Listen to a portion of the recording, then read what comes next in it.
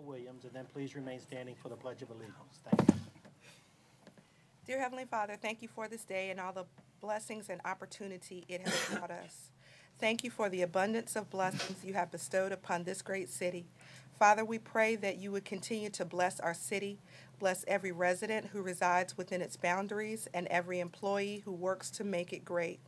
Bless the children of our city, protect them, and keep them safe from harm. Bless this council and our city manager as we labor in the calling of public service. Give us wisdom, compassion, and love to do our job and serve your people, and let all that we do glorify you. These and all other blessings we ask in your Son's name. Amen. I pledge allegiance to the flag and the flag of the United States of America and to the republic for which it stands, one nation under God, indivisible, with liberty and justice for all. Thank you. Thank you very much. The clerk will please call the roll. Mr. Burford? Here. Mr. Protogiru? Here. Mr. Riddick? Here. Mr. Smigiel? Here. Dr. Whibley? Here. Ms. Williams? Mr. Wynn? Here. Mr. Frame? Here, the motion is to dispense with the reading of the minutes of the previous meeting. Mr. Burford? Aye. Mr. Protogiru? Aye. Mr. Riddick? Aye. Mr. Smigiel? Aye. Dr. Whibley?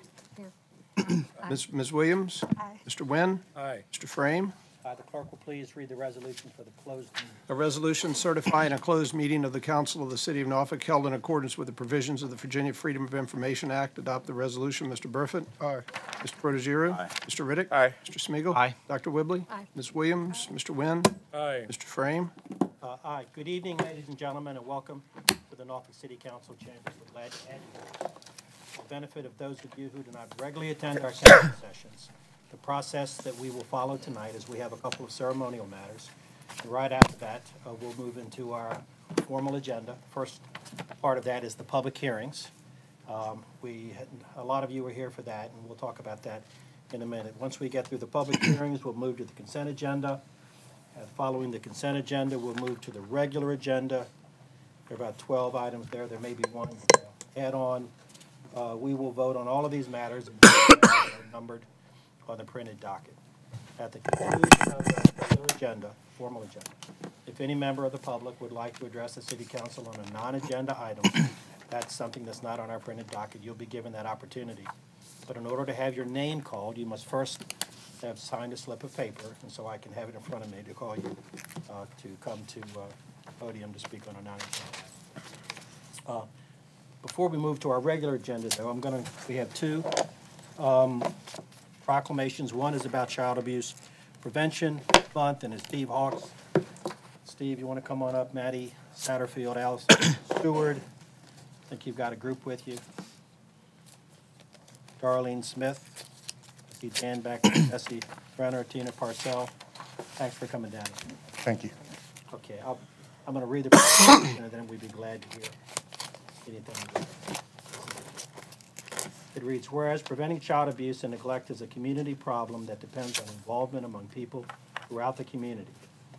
And whereas child maltreatment occurs when people find themselves in stressful situations without community resources and don't know how to cope.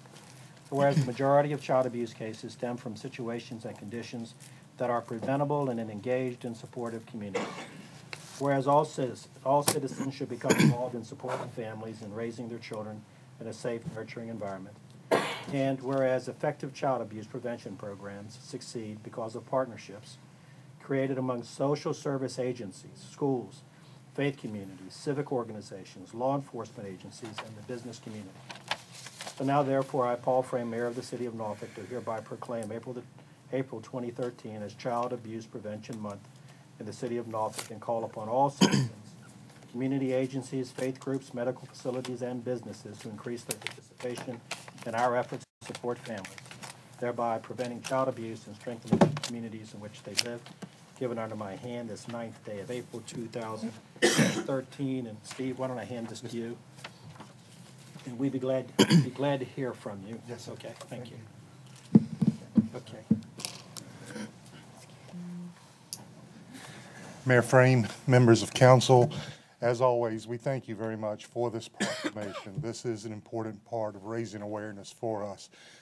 Tonight, we would like to have just a few comments. I'd like to introduce Bessie Marie Renner.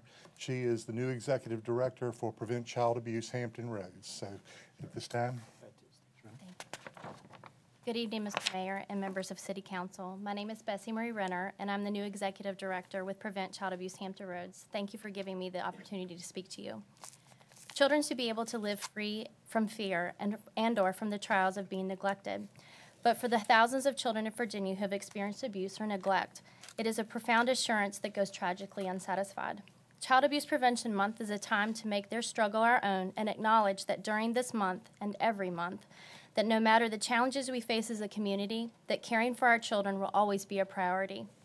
The children of Hampton Roads need to know that they are never alone and that they always have a place to go, as well as there being people at their side and advocating on behalf of them, even though they feel their little voices cannot be heard. Parents and caregivers play an essential part in giving children stability, but we also know that keeping our children safe is something we can only do together with the help of friends and neighbors and the community at large. All of us bear a responsibility to look after them, whether by lifting children towards their full potential or lending a hand to a family in need. Together, we are making important progress in stopping child abuse and neglect. But we cannot let up, not when children are still growing up looking for salvation, and not when more than 500,000 young people are robbed of their basic right to safety every year. So this month, let us stand up for them and make their voices heard. I commend the City of Norfolk for recognizing our children as a priority and would like to thank the Mayor and City Council for declaring April as Child Abuse Prevention Month. On behalf of Prevent Child Abuse Hampton Roads and the children of Norfolk, thank you. Great, thank you, Ms. Renner. And thank you for coming down, and thank you for keeping this important issue Thank in you. front of us. We appreciate all you do. Thank you. Okay, thank you. Paul, All right, turn your microphone on. is it on? Okay. Okay, is that better? I'm sorry. Okay.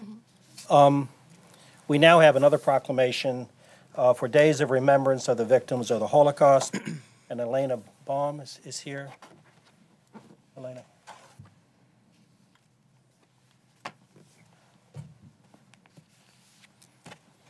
Elena, are you by yourself? I Is am there- by myself. Okay, okay. I'm going to read the proclamation, and we'd love to hear from you. It reads, whereas from 1933 to 1945, 6 million Jews were murdered in the Nazi Holocaust as part of a systematic program of genocide, and millions of other people perished as victims of Nazism. Whereas the history of the Holocaust offers an opportunity to reflect on the moral responsibilities of individuals, societies, and governments. Whereas the citizens of the City of Norfolk should continually rededicate themselves to the principle of equal justice for all people. Whereas the days of remembrance have been set aside for the citizens of the City of Norfolk to remember the inhumanity of those who perpetrated the Holocaust, as well as to reflect upon their own humanity and the need for the respect of all peoples. Whereas pursuant to an act of Congress, the United States Holocaust Memorial Council designates the days of remembrance of the victims of the Holocaust to be Sunday, April the 7th, through Sunday, April the 14th, 2013, including the International Day of Remembrance, known as Yom HaShoah, April 8th, 2013. Now, therefore, I, Paul Frame, Mayor of the City of Norfolk, do hereby proclaim the week of April the 7th through the 14th, 2013, as days of remembrance of the victims of the Holocaust in the City of Norfolk. Encourage all citizens to strive always to overcome prejudice and inhumanity through education, vigilance, and resistance. And this is given under my hand the 6th day of April 2013, and I am glad to present this to you, Elena. Thank you for coming down. Would you like to say a few words? Sure. Okay, thank you.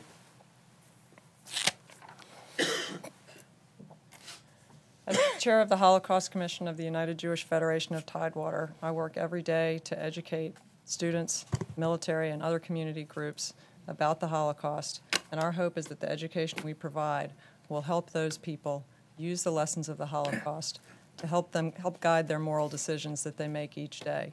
This time of year is very important for us, as the mayor said. Yom HaShoah was yesterday. We had a commemoration at Temple Israel on Sunday night. We had a wonderful survivor come and speak, and as many of you read in the paper, there was Colonel Eddie Shames, who was a liberator of Dachau, spoke that morning. And this is a time of year that our community remembers the victims and the survivors and the righteous Gentiles and the liberators. I spent this afternoon on board the USS Harry Truman with our survivor speaker, and it always amazes me how grateful the servicemen are that we come and speak to them, but the gratitude goes both ways. We are so grateful that they defend a nation that will not allow Nazism or anything like it to come back again and haunt this earth. We thank the City of Norfolk for their support of the military, for their support of the school systems and support of our programs in the school systems. And I want to thank you, Mayor, and the City Council for recognizing the Days of Remembrance. Well, Elena, thank you very much for coming down, and thank you for those kind words, and we're grateful for all that you do to bring this to our attention again. So thank you for being here. Okay, that concludes the ceremonial matters. We will go to public hearing number 1. Public hearing 1 scheduled for this day. Public notice having been inserted in the local press by the city clerk to hear comments on the master development agreement to be entered into with Professional Hospitality Resources, Inc. and the Norfolk Redevelopment and Housing Authority, and authorizing the conveyance of the property that is the subject of the master development agreement to NRHA.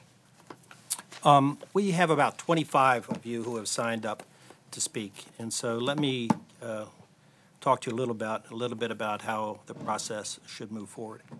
When I call your name, if you'll come to the podium, identify yourself for the record by giving us your full name and your present home address. And we would like you to limit your remarks to 3 minutes. There are a number of you who have signed up to speak, so we want to be respectful of everybody's time. I've organized the list of folks who have signed up in a proponent and then someone who's in opposition. I've just tried to alternate it back and forth. We typically do that. Also, I would ask that we try to keep at least the noise and the commotion to a minimum. We want to respect everybody's opinion here. You can boo the council when you want, but I mean, it would be better if you don't boo each other or be too vocal there. So we want to respect everybody's opinion. We're going to be here for a little while with this. So again, I will call one name and then I will mention another name, so you can get ready to move to the podium when the first speaker is finished. Actually, if you'd like, we have a seat up here that the clerk is mentioning. When I call the second name, if you'll just come up here and have a seat, that'll save us some time, okay? Can I just ask a question? Have I totally missed this? I thought Marcus was going to do a presentation to the, no? We did a presentation last week. I thought you were going to was do it like we on- did with the tie vest when you came and explained it. So I guess I'm the only one that's missing the boat. Sorry. Sorry. Okay. Paul Van Leeuwen, followed by Elise Kalfas.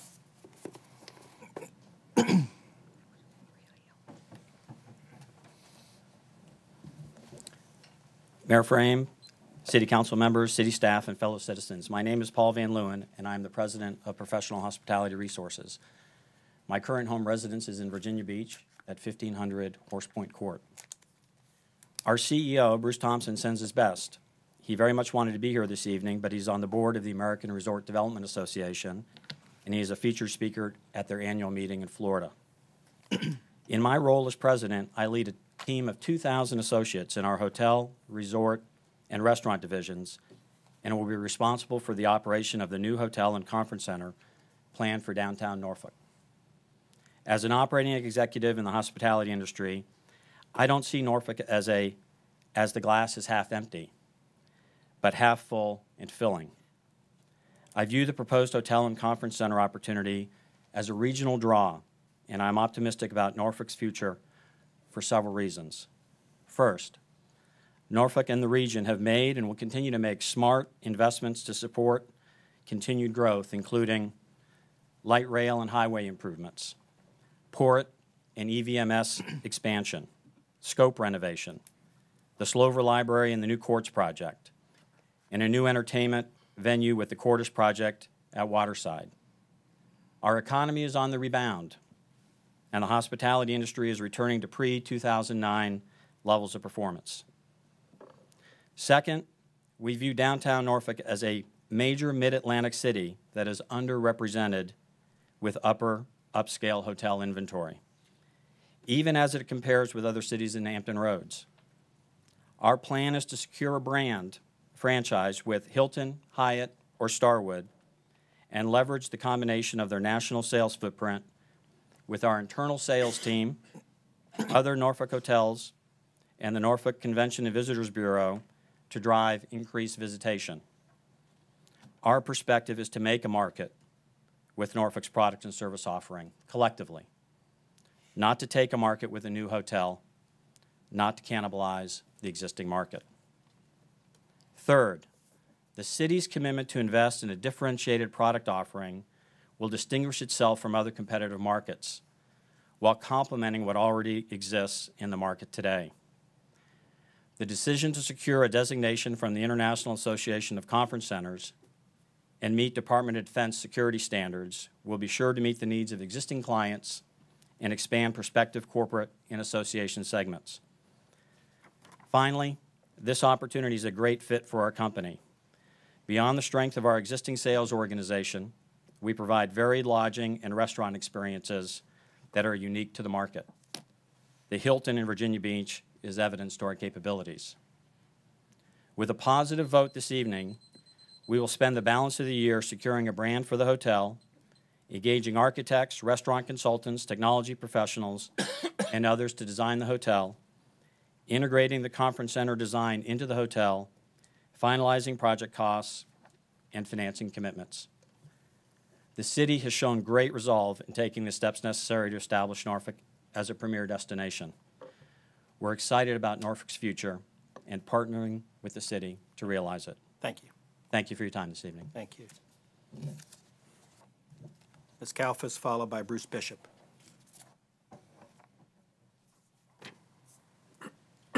My name is Elise Kalfas. I live at 301 Suburban Parkway in Norfolk, which is Suburban Acres. I truly believe this project is a big mistake for our city. This is not the time for us to be going into such a project. This is not the time that the economy is in need of such a project.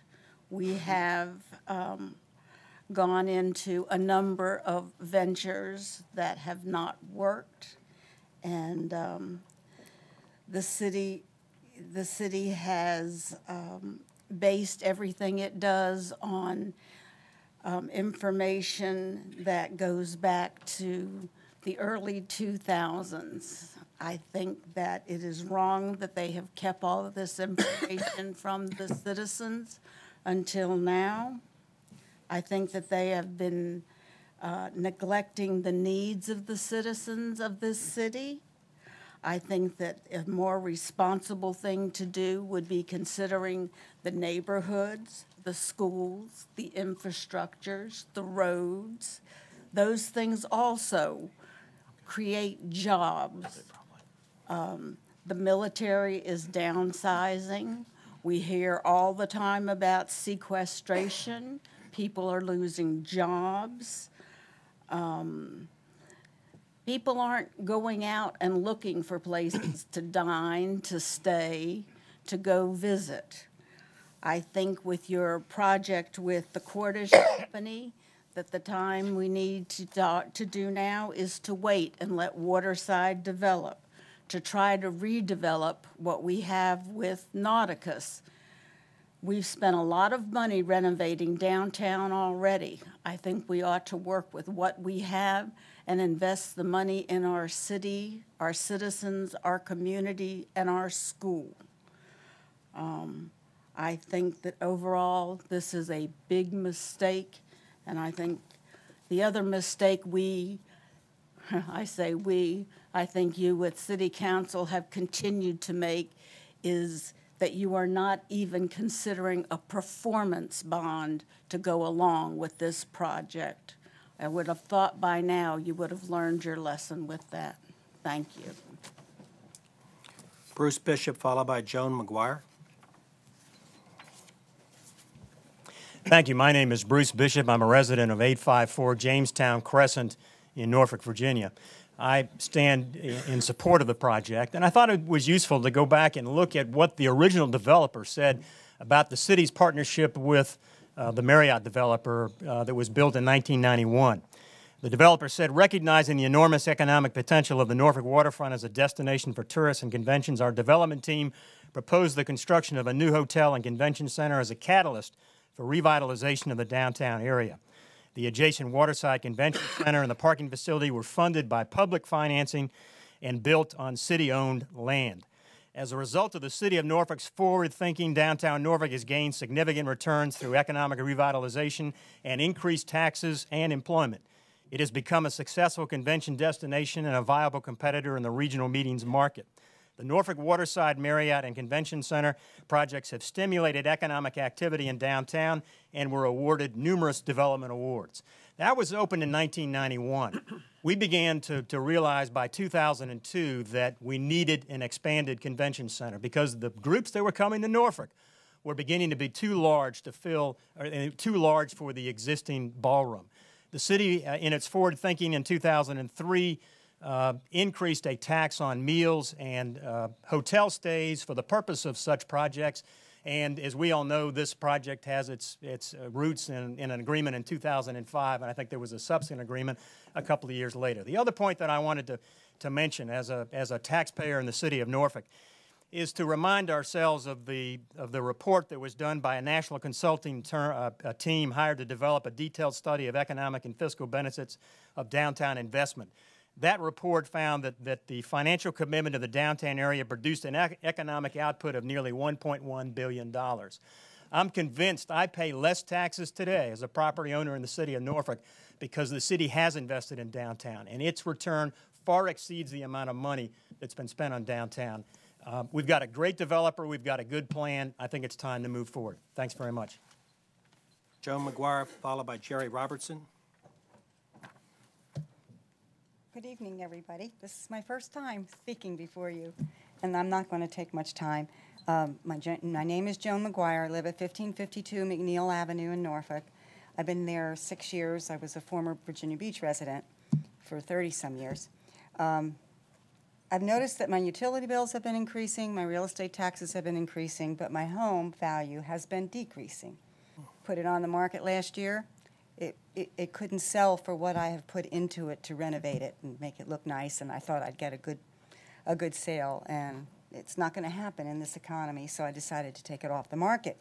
If you have a job in this economy, you're very fortunate. I have 2 part-time jobs. I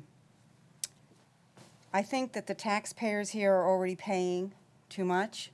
I think the millions of dollars that are paid out annually in lost revenue on the city parking garages and on the light rail, while at the same time we have schools that I believe I read are the lowest rating in the whole state of Virginia.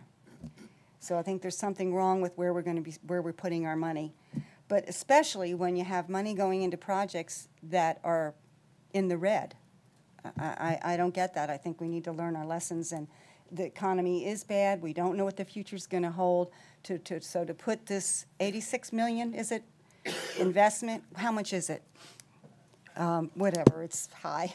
You know, to put this kind of money into it while our schools are so needy, there has to be, I don't have the answers for the schools, but I do know that if the schools have such a low rating, something needs to be done, and maybe we should put some money into that and build up our students and build up our school rating.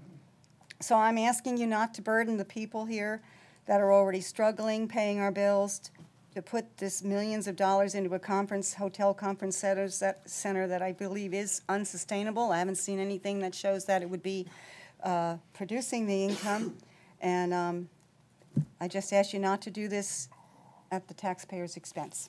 Thank you. Thank you. Jerry Robertson, followed by Dennis Gronka. Good evening. My name's Jerry Robertson. I reside at 6849 Pallister Road in Norfolk. I think many of the benefits of this project have already been outlined, so I'll be very brief.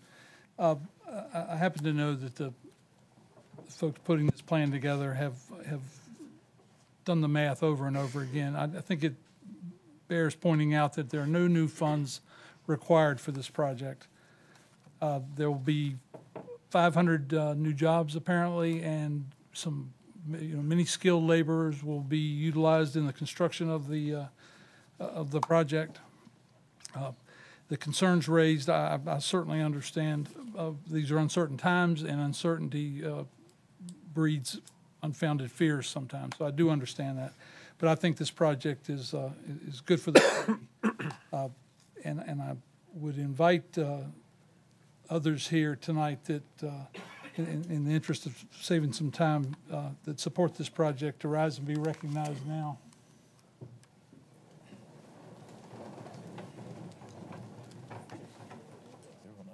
And with that, I'm going to thank you folks for the service you provide. No, we stacked the deck. Dennis Gronka, They all live down. followed by Blunt Hunter. Good evening, Mayor, City Council. My name's Dennis Gronk, and I live at 1039 East Ocean View Avenue. I've lived in Norfolk for 15 years.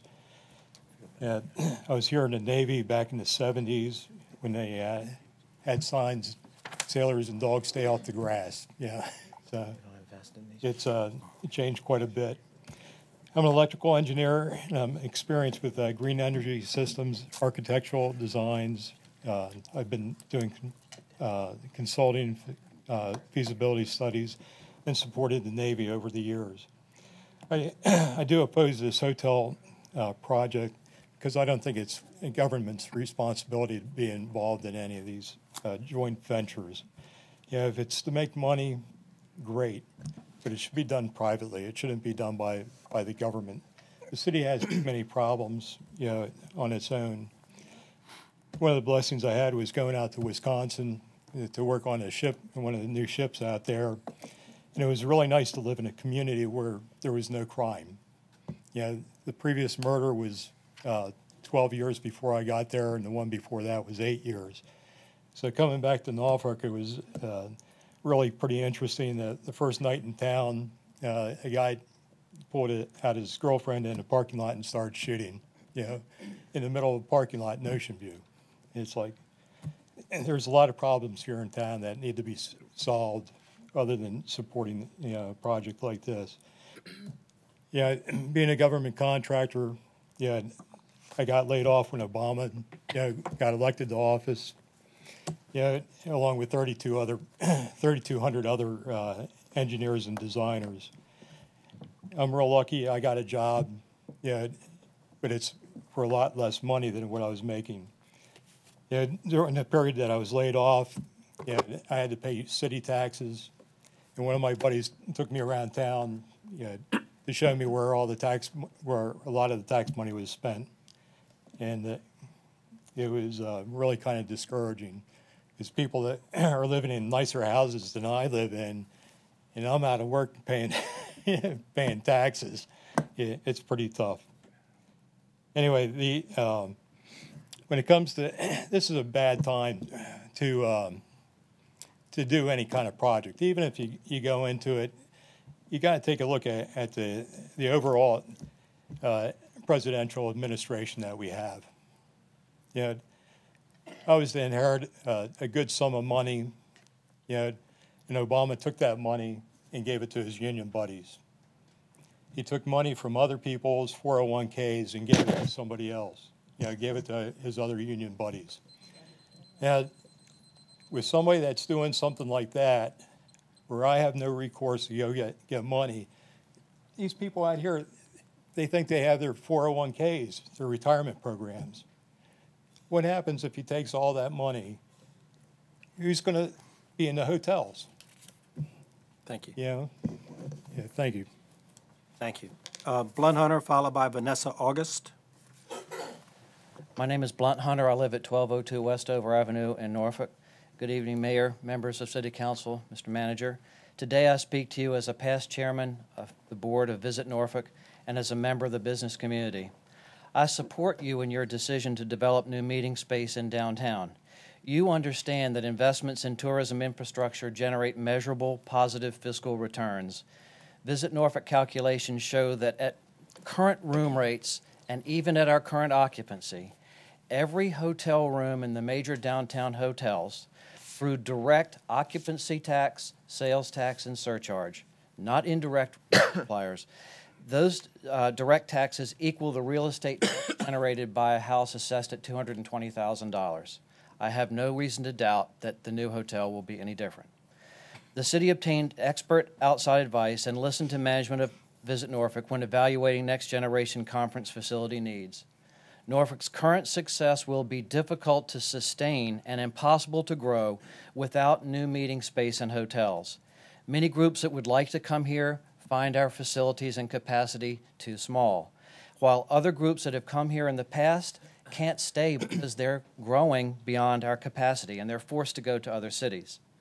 Some have said now is not the time, but doing nothing does not ensure a continuation of the past success.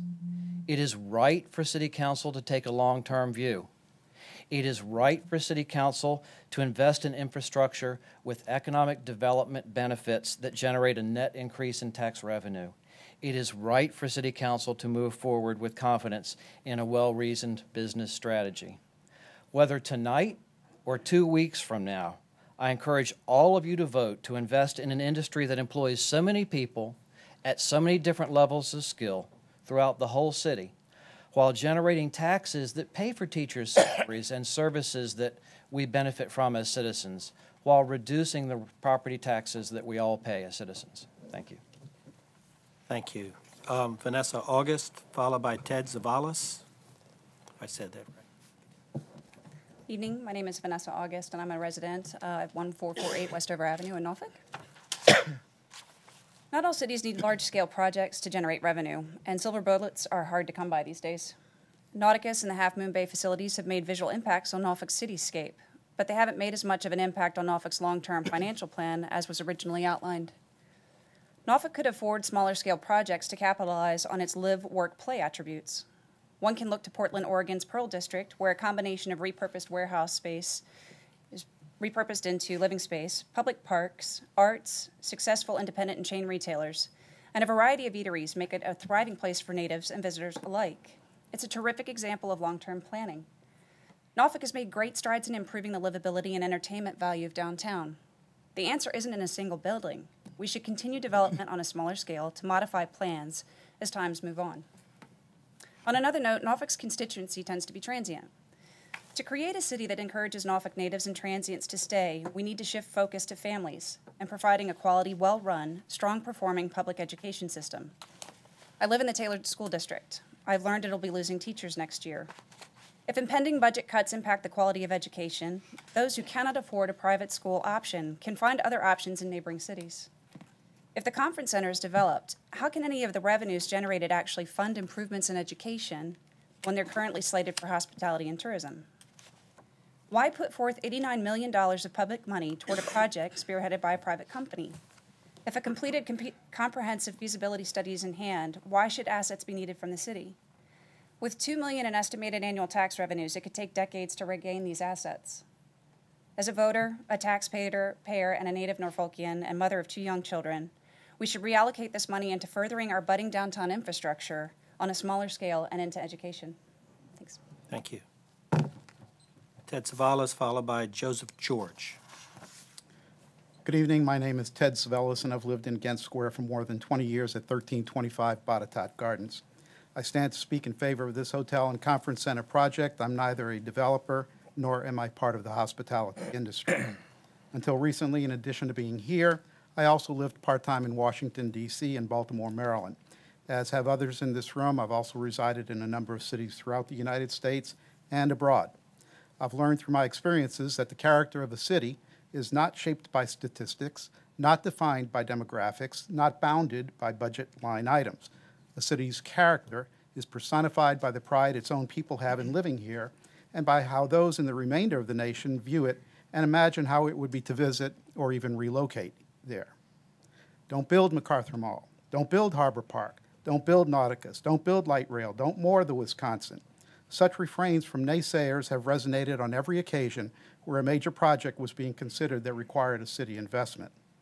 Have each of these projects arrived on time, cost what was anticipated, and met expectations? Of course not, but I'm confident many parents could say the same things about their own children. That does not translate into their children being appreciated less or their children not contributing to the tapestry of that family. In the same fashion, the mall, the ballpark, the battleship, Nauticus, and light rail have contributed to the tapestry of what is Norfolk. This hotel and conference center project can do the same. Familiar with the Norfolk Marriott and Sheraton properties and have stayed there on occasion. They're good hotels and appropriately deserve and enjoy a positive reputation. But with all respect to its representatives, who I imagine are here tonight, they're not a luxury hotel with a presidential suite, a high-end restaurant, and rooftop dining and drinking. Such attributes, which are anticipated for this project, add to the fabric of Norfolk and contribute to how our city is perceived now and in the future. I've worked with both the previous and current White House administrations, so I understand and have been steeped in budgets, competing requirements, the passions of dissenting views on spending, the vagaries of the economy, finger-pointing, and the necessity for fiscal constraint. So I think I get the argument about money. Personally, if my business gets any worse, I'll be opening an artery. I agree with Councilman Wynn, as he was quoted in today's paper, that nothing is guaranteed. Certainty is indeed the mother of fools. Of course, there's risk. It's not the challenges of facing that risk that define us, it's how we handle them. This issue isn't about a job creation versus spending money on something else. It's not about the neighborhoods versus downtown. It's not about being a smart idea versus a stupid idea. It's not about caution versus striking while the iron is hot. Supporters of each of those perspectives can make a legitimate winning argument. This issue is really about what our city can be and how we want it to be viewed. So tonight isn't about what you do. Tonight is about what you get done that will be your legacy. Each of us is a hero if you catch us at the right moment. I encourage the members of City Council to be heroic and to approve this project.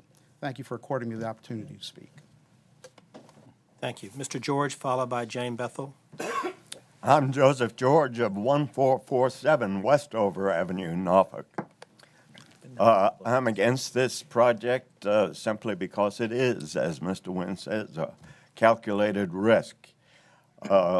Vanessa August and Elsie Kalfas and Ms. McGuire have all laid out the facts as I understand them and as I stand behind what they say. So there's no need for me to go over all those facts. But I'll bet all of you went to Peter Decker's funeral reception at the Marriott after his funeral. Well, there was plenty of room for everyone. And I don't think the Marriott had to cancel or send away any other conventions or conferences. And I believe half of Norfolk was there. And there was ample room. And it was a wonderful occasion. I think the Marriott and the Sheraton really fulfilled the needs of what Norfolk is up to. I don't think we need high-scale luxury presidential suites or restaurants. In fact, most of you will be at the Harbor Club or at Norfolk Gatton Country Club. So I just don't see where it's in the cards right now for it to be a paying thing, especially when we don't have the money to gamble with and a risk. Roads and infrastructure are still terrible. Schools are really lacking for finance. I can't go up anymore on my real estate taxes. You've cut off the senior benefit to paying real estate taxes. It's outrageous. So therefore, I'm against it. One other thing that when you do defeat this idea, there's a very ugly wall on that building that remains facing Granby Street with the beautiful facade. I believe it's close to 100 years old. The ugly wall needs painting. Now, we could paint something on there like Visit Norfolk Botanical Gardens. And I think it'd be something great for the people in that little park to see. And there is a fellow, John Hickey, who painted a mural on Monticello Avenue who could do it in short time. Thank you. Bye. Thank you. Jane Bethel, followed by Bill Maxwell.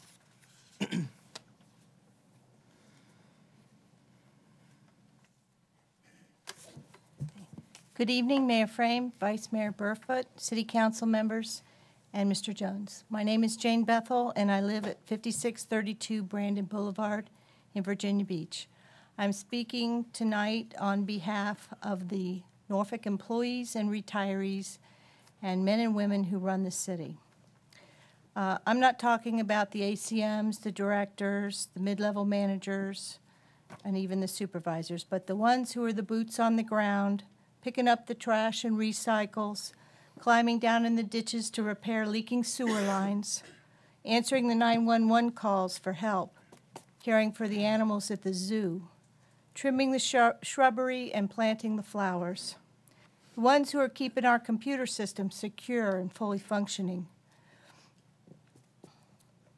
and the ones who are inspecting the building construction projects, collecting the parking fees, conducting the programs at the libraries to encourage early readers, the employees who make sure the stoplights are working properly, and the ones entering the data into the computers, taking care of the employees who need food stamps and assistance with their heating and cooling bills, and the ones who regularly test the quality of Norfolk's water, and every other job that I failed to mention that are filled by dedicated, hardworking general employees, the people who are really running this city. I also don't want to fail to mention the police officers and firefighters that put their lives on the line every day for all of us. And I would be remiss if I didn't also mention our retirees, who consistently are overlooked and shortchanged in the budget cycle. So I did sign up that I was for this project. However, I'm actually here to ask you not to fund this bricks and mortar project unless you can provide a step increase and a cost of living increase for all employees and the retirees. As you consider spending millions of dollars on yet one more brick and mortar project that will change Norfolk's skyline, I'm going to ask that you only do so if you can provide a significant increase in employee salaries and a significant cost of living adjustment for the retirees. Thank you. Thank you. Mr. Maxwell, followed by Joe Austin. Hi, my name is Bill Maxwell. I live at 8133 Ridgefield Drive in North Camellia Acres. I'm not here representing the Civic League. I'm here representing myself. And unfortunately, when they asked me, are you for this project or against it, when I was signing up, I didn't really know which way to say it, actually, to tell you the truth. I spent my leisurely afternoon reading through the Master Development Agreement that I downloaded from your all's website. And as boring as most of it was, the fact of the matter was that most of these decisions were made in closed session. And I think that's where my opposition comes in. Several months ago, I stood before this council at another situation on a hearing and was told that though they value the citizens' opinions concerning these things, that the council would make the decision what is best.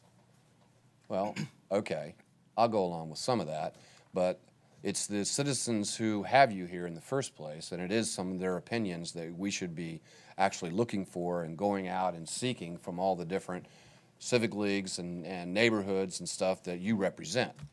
So, that being said, my biggest opposition is how this thing was all come to a conclusion at this point in time and how it was done mostly behind closed session, and I am opposed to that type of application. You need to continually open up what's going on. And I don't think you'd see a lot of opposition to this because of the money that we have set aside through the amenities funds and the money that this is going to generate, okay, in the long run, hopefully, God willing, and the creek don't rise and we don't have this major flood that floods the foyer of the place, okay? You're going to make money on this, $2 million a year, okay? And that's great, okay? I really see that as great. But we really need to start focusing some funds back towards our schools. And I'm not talking towards the teaching application of it, but I'm talking the physical construction of our schools. I picked up trash the other day around Little Creek Elementary School, and I was looking at the windows and the ceiling and the caulking on the windows. It's falling out all over the ground and stuff, okay? These schools are deteriorating faster than we're actually doing anything to repair them with, okay? We don't have a maintenance program that's going out there and repairing all these types of things. We need to look at that very seriously as to how we're allocating our funding. As far as this particular item is concerned on this hearing, I'm for this item. It looks good to me, as long as you're not going to tax me any more money than you just did recently on my $9,000 increase to my real estate. But thank you very much. Have a nice night. Thank you. Joe Austin, followed by Dan Montague. Good evening. Joe Austin, 2527 Virginia Beach Boulevard. I see this august body of folks here in support of this. There's a parcel of land on Tidewater Drive on Virginia Beach Boulevard which is empty. Hope you invest in that. It's needed. It's been sitting there for years, with all due respect. I'm against this because, well, with a caveat. I understand the public amenities. I get that. I hope this works. I do. But the schools aren't taken care of. That's wrong. I hope there's some kind of vehicle for the schools to get the same type of money with no touching it at all, no general fund, nothing. Because the kid that's at Chick-fil-A right now has the same juice as these folks, all due respect. It's important. So I hope you all, because I guess you're going to do this because you haven't delayed it. So if you do this, then the city employee need a 5% raise. The retiree need a 3% raise. Should be no huffing and puffing, all due respect about any of that. If this happens and they're going to make some money, great. The city gets some money, great. Then the employees and the kids, the sheriff deputies, the cops, the fire folks need a raise if you're going to do this, with all due respect. Again, I hope you folks come in and support all the civic leagues and the rec centers and the school board meetings, and there's a lot of things needed. You all have juice, all due respect. You got a lot of juice. Some of these kids will never have the access that you have. They want to see people that like you that will come out and say, hey, they really care about us, other than this hotel, with all due respect. So I hope you have the same passion for a rec center. That parcel of land on Tidewater and Virginia Beach Boulevard has been sitting there for 1,000 years that needs something there. And you folks got the juice to do it. So I hope you do it. So I'm for this if everybody else gets taken care of. If not, there's something really wrong going on here. It really is. So I get y'all amenities. I understand that. I applaud you on that because that goes right to taking care of it. But if everyday people, like Mr. Stone said, aren't taken care of, something's wrong. So I'm proud of y'all of most of what you do. Hope this works. It should work. If it doesn't, it doesn't. But regular folks, poor folks, are not here tonight. They're not here. They don't understand what's going on. They see 89 million and go, where you get that from? City employees saying, where you get 89 million amenities? We understand that. I'm with you. But somebody sitting in McDonald's eating a double Whopper right now is saying, where you get $89.5 million from? Where'd that come from? So they need to have the same love and respect as folks with juice. Everybody has juice. It's a pulp that makes a difference. So as my father said, I always quote him, to make a difference, you must be different. If you're going to do this right, then be different and do it around, not for a certain segment. Thank you, Mr. Austin. Dan Montague. Good evening, Mr. Mayor, Council, Mr. Jones. My name is Dan Montague. I live at 4605 Crick Street here in the city of Norfolk. I come down here tonight to ask you and this council to use a little bit of common sense and don't build this thing. For the simple reason is, if it takes off, it will be too small. The jobs that it will create are 95% low-wage jobs. Unless you are in management, you barely make it. Because I know I worked as a bell captain, okay? And the thing about it is, I can speak from experience on the wages. I go out myself 4 or 5 nights a week, and I do not ever come to downtown Norfolk because there is no place for a person my age to go to in downtown Norfolk. And the thing is, if this thing takes off, it will be too small to begin with. And anyway, like I said, I go out myself more than the whole council here combined 2 weeks, you know, just in 1 week. And downtown Norfolk and the whole city of Norfolk, I don't go here. I don't come to party here. The simple reason is there is no place to party. We have built venue after venue to see it fall by the wayside. Half Moon Cruise Terminal sits over there empty. Where are all the ships? See, a waterside, look at it, you know, it's a mausoleum. Nauticus would be boarded up if you hadn't done what I asked this council to do, and that was to put the battleship there. And this is the only time the council has ever listened to me. and this is what kept that place open. And the money we need in the school system, we do not need to spend on this complex. If we had real good schools, we would have a better population in the city of Norfolk, and people would want to come here all the time. I got a great-grandson here in the city of Norfolk that goes to the public schools, and the thing about it is he's on the honor roll, but he is the exception, not the rule. And the thing is, we need to put the money in the schools and the infrastructure, because around here, you know, I mean, it's pothole after pothole after pothole. And anyway, if it's not a pothole, then it's flooding. And so we need to take better care of the city. And building this complex, we can't compete with Virginia Beach, so why build it? Thank you. Alton Robinson, followed by Tim Peters. Good evening, Mayor Frame, Vice Mayor, City Council. My name is Alton Robinson. My address is 735 West 35th Street. I'm here in opposition of this project. But I know despite of opposition, I know you will let the taxpayer down again and vote in favor of this project.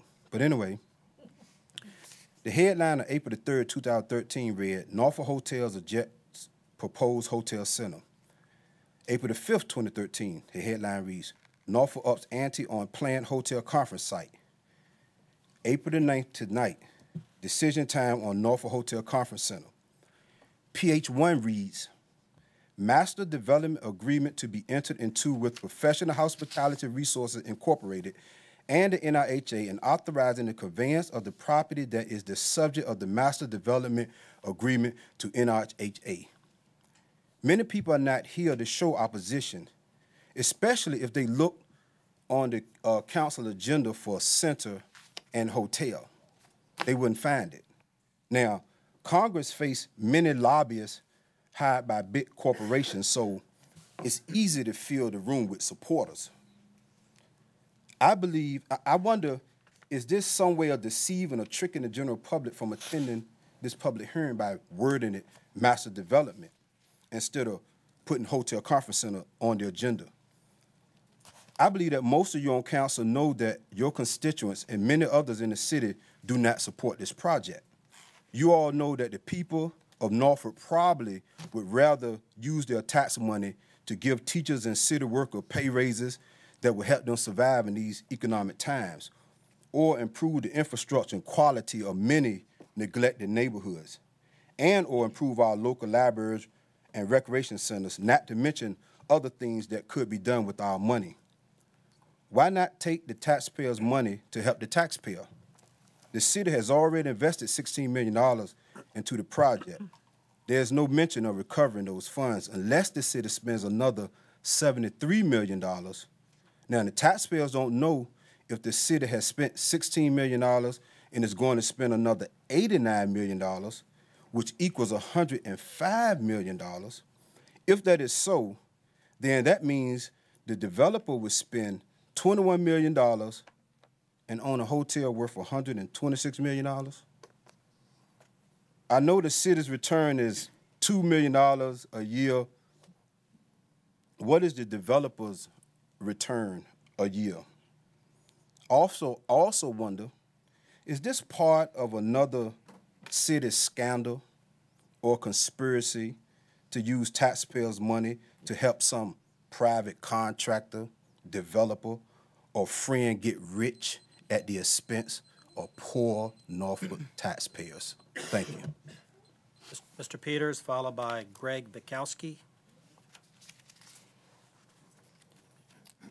Good evening, Mayor, City Council. Tim Peters, I live at 201 West Tassville Street right here in downtown Norfolk. I want to try to do something that someone else did. All those in favor, would you stand up again, please? And those of you who live in Norfolk, will you remain standing, the rest sit down? Okay, thank you very much. A lot of stuff, right? Everybody opposed, would you stand up? Yeah. I live in Norfolk. Yeah, a little different complexion of the voters here, right? I think something that you need to all take in consideration. You know, I run a hotel, as everybody here knows. I run the Sheraton Hotel. And I got to tell you, I'm living a nightmare right now with the occupancy in this city. We are 20% down the prior year so far this year, and it doesn't look any better. We do pace reports for future years. We keep track of our sales team and what they book. And I got to tell you, fellas and ladies and gentlemen, it doesn't look good in the future. There's a lot of work to be done to make this a destination location to support another hotel. When you look at the study that you just put out in the revised, I believe it's stated in there you need 60,000 square feet, 30,000 ballroom, 30,000 exhibit.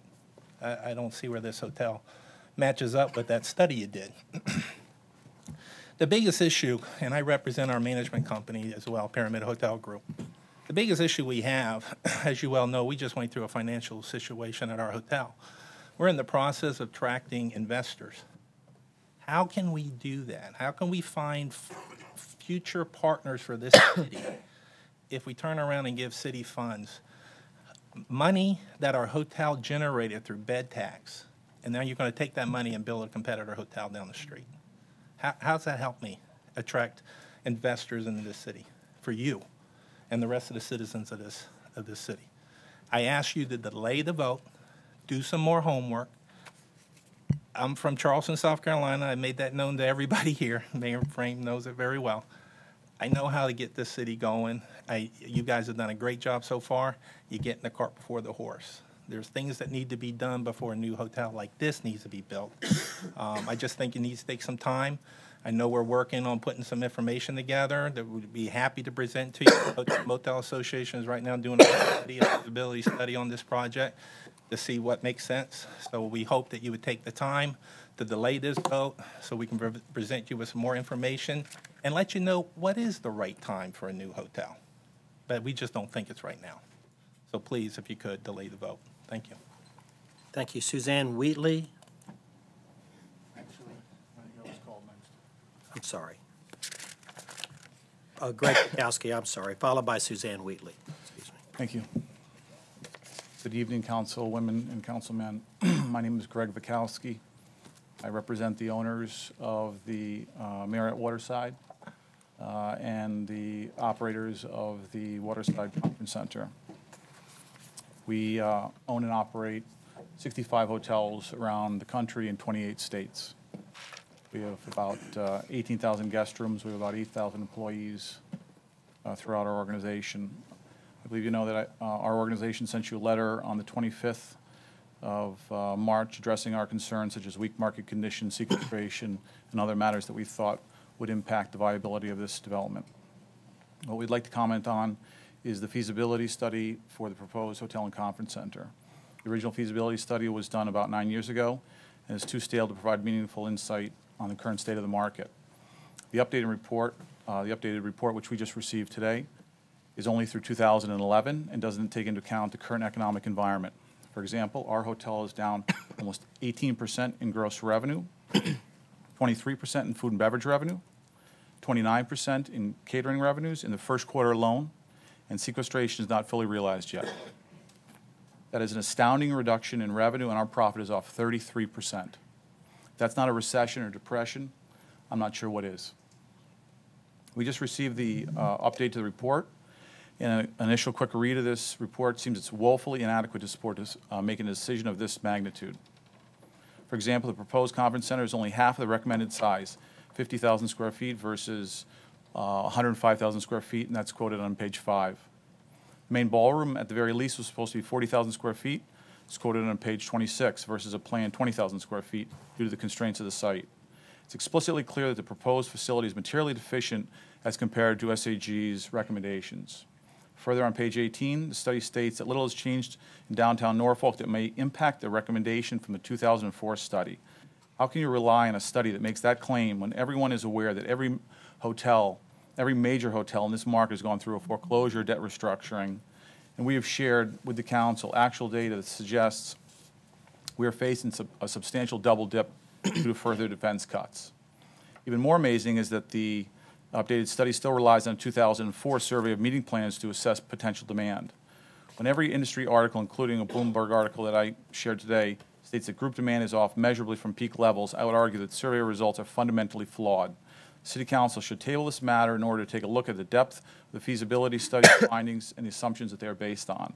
As this study is being provided to City Council as a basis for which they are concluding to move forward with this proposed development. As substantial public funds will be expended on the project, City Council should take the time to make sure that the report that they are relying on is not material deficient and that their actions aren't impulsive in light of very challenging economic realities that the region is facing.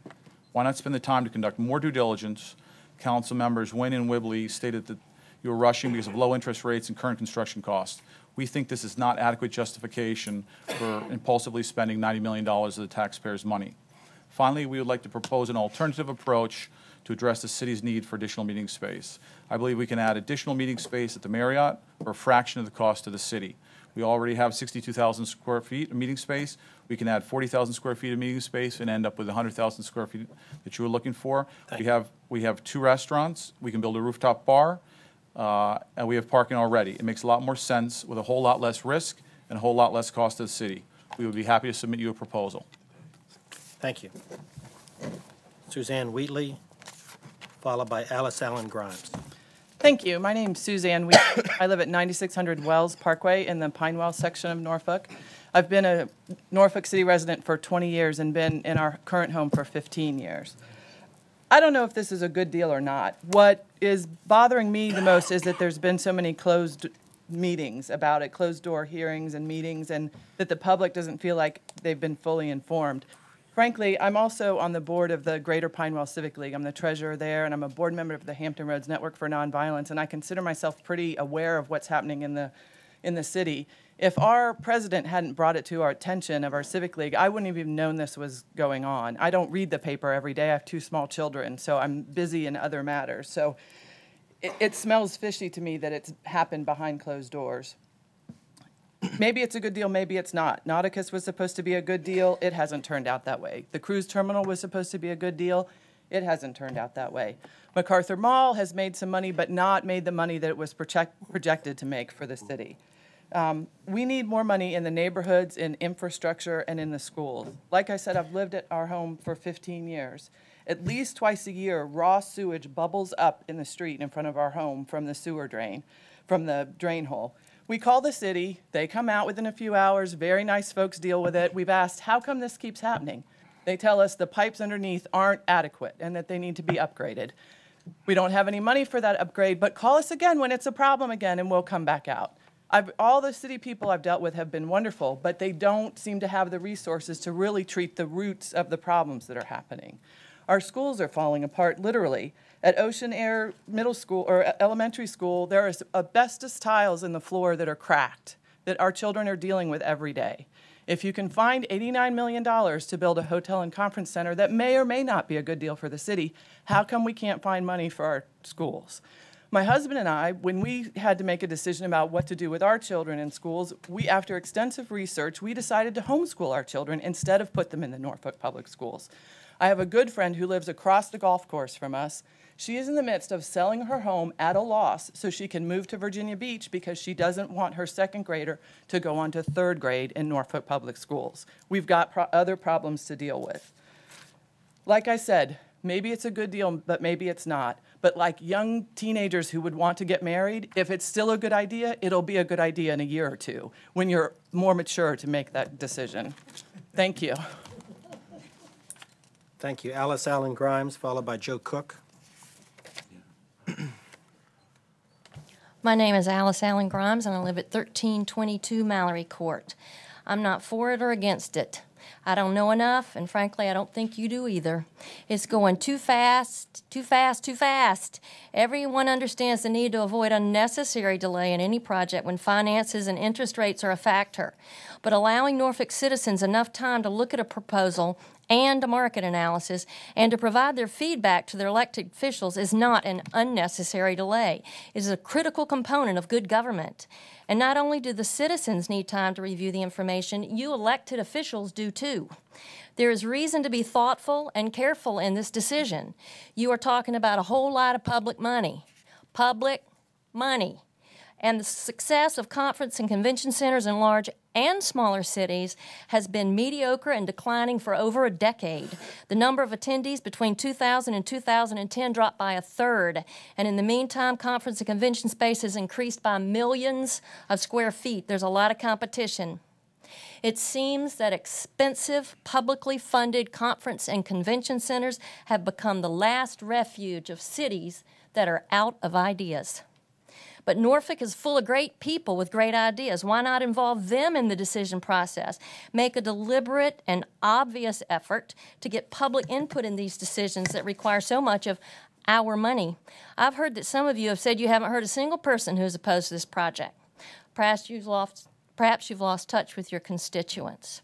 I've listened to a lot of people, and they are all either opposed to the project or concerned about how fast it's moving. Listen to the people who say we shouldn't spend money on anything until we have fully funded the needs of our schools. Listen to the restaurant and hotel owners whose business is down and who are concerned about how much this project will hurt them, especially since they don't get public money for their businesses. And if you gave them $750,000, maybe they would have a high-end restaurant too.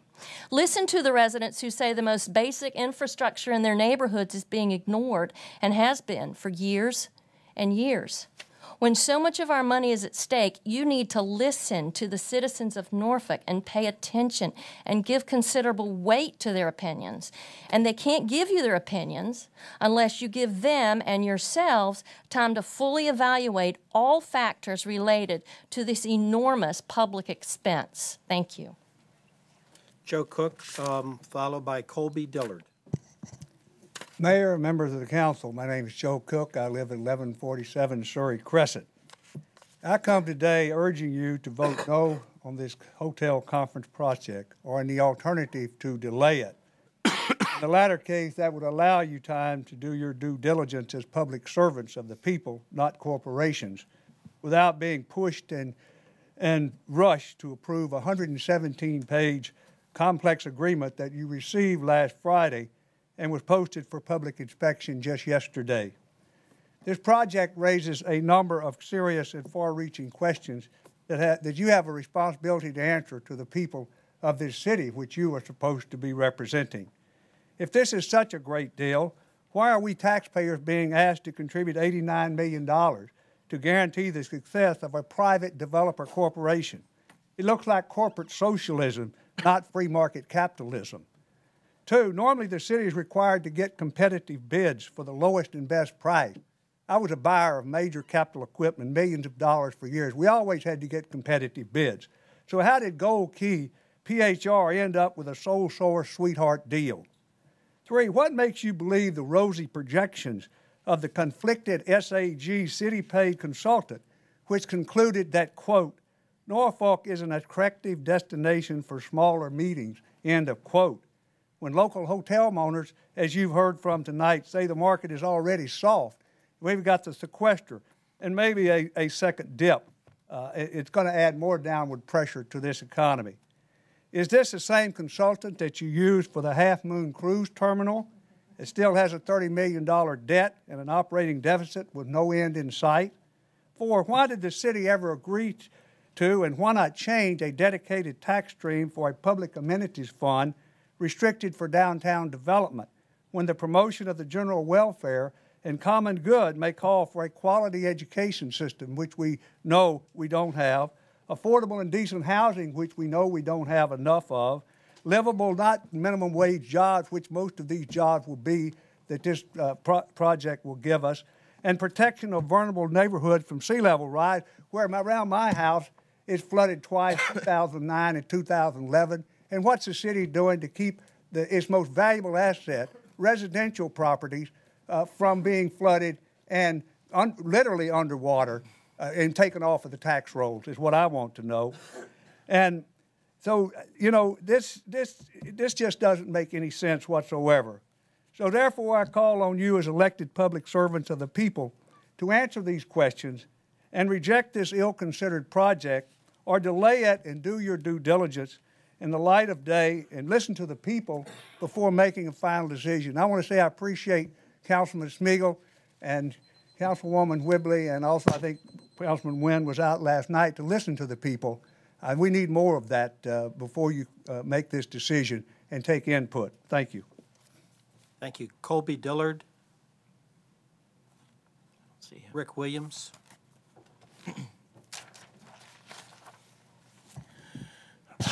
My name is Rick Williams of Larimer Lawrence, and I'm here tonight to make known my opposition to what I consider to be a very ill-planned and ill-considered project. First off, I would like to make known the history that we have seen from City Council with respect. It's been elucidated by others, but I'm going to remind you one more time. We have seen past public-private partnership with respect to Waterside, with respect to Nautica, both of which are failures and have not turned out to be as successful as they were once envisioned. We have had a cruise ship terminal built, pretty to look at, no ship called there anymore. We have now found ourselves going down this road of a public-private partnership one more time.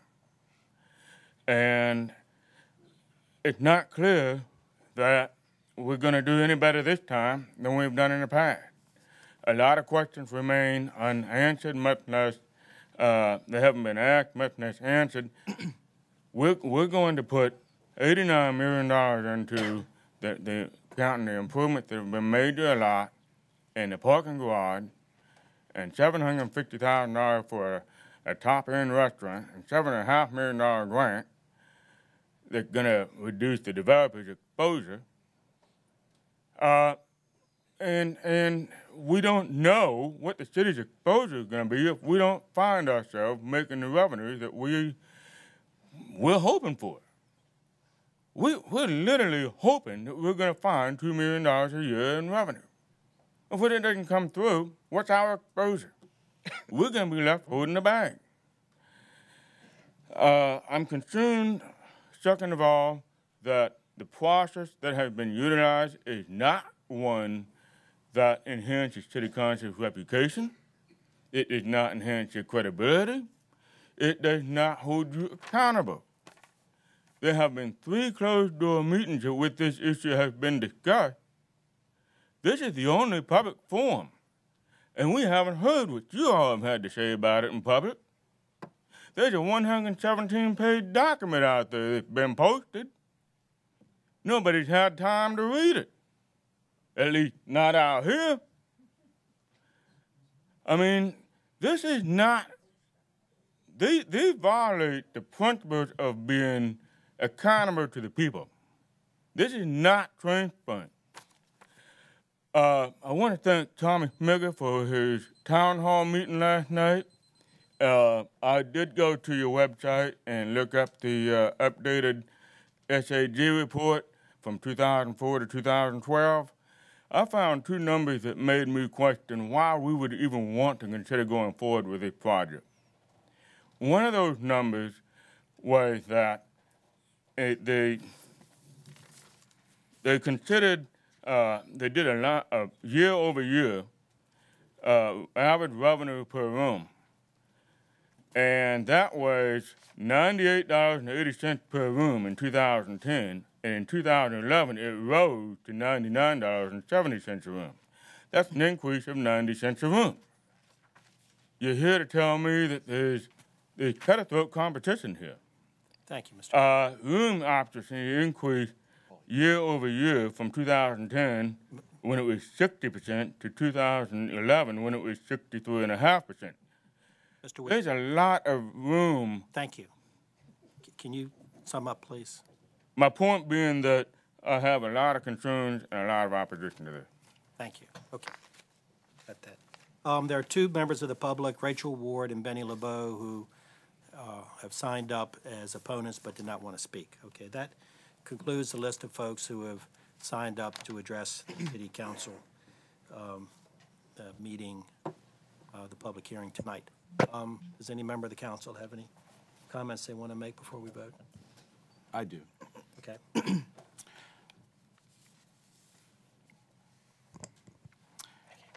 As a public official entrusted with your trust and our fiduciary responsibilities, I believe in my requirement to examine each vote, its benefits and liabilities, and support each vote with knowing and intelligent research.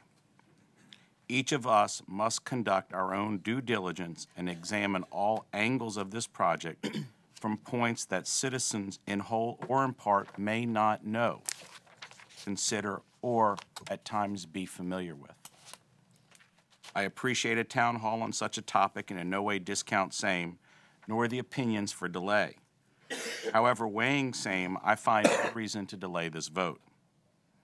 I frankly would never expect a town hall where citizens would show up and proclaim their want for a conference center or any other fiscal project that may not be seen as directly affecting them. I understand that. I would, however, expect the contrarian opinions to express themselves for various or other pots of or sources of funding more closer to home. That is natural. I understand that. I have no problem with that, and I agree with same. I do not take this vote or my position on same personally. I will try to objectively examine how I have arrived at same and expect my arrival upon my opinion to be seen as thoughtful regardless of any respective positions. First and primary in my reasoning in this matter is of the water side. The point is made as one of the nuanced issues not discussed in public or the print media. I lead with this in my primary examination and consideration of this project. A period of time ago, a survey was conducted of Norfolk citizens as to Waterside's future. The majority of the comments and emails, if not the overwhelming choice, was a Waterside similar to that of the 1980s and 1990s. And frankly, not that I necessarily agreed. A successful, true festival marketplace was asked for of eclectic shops, restaurants, pubs, and markets. Having listened to them, the citizens, the council directed the manager to enter negotiations with the Cordish Company. Though these negotiations appear ongoing, I understand they may just be approaching their beneficial resolution. When the Waterside discussion came about, I said the project in its present configuration will fail in 5 years without a secondary draw.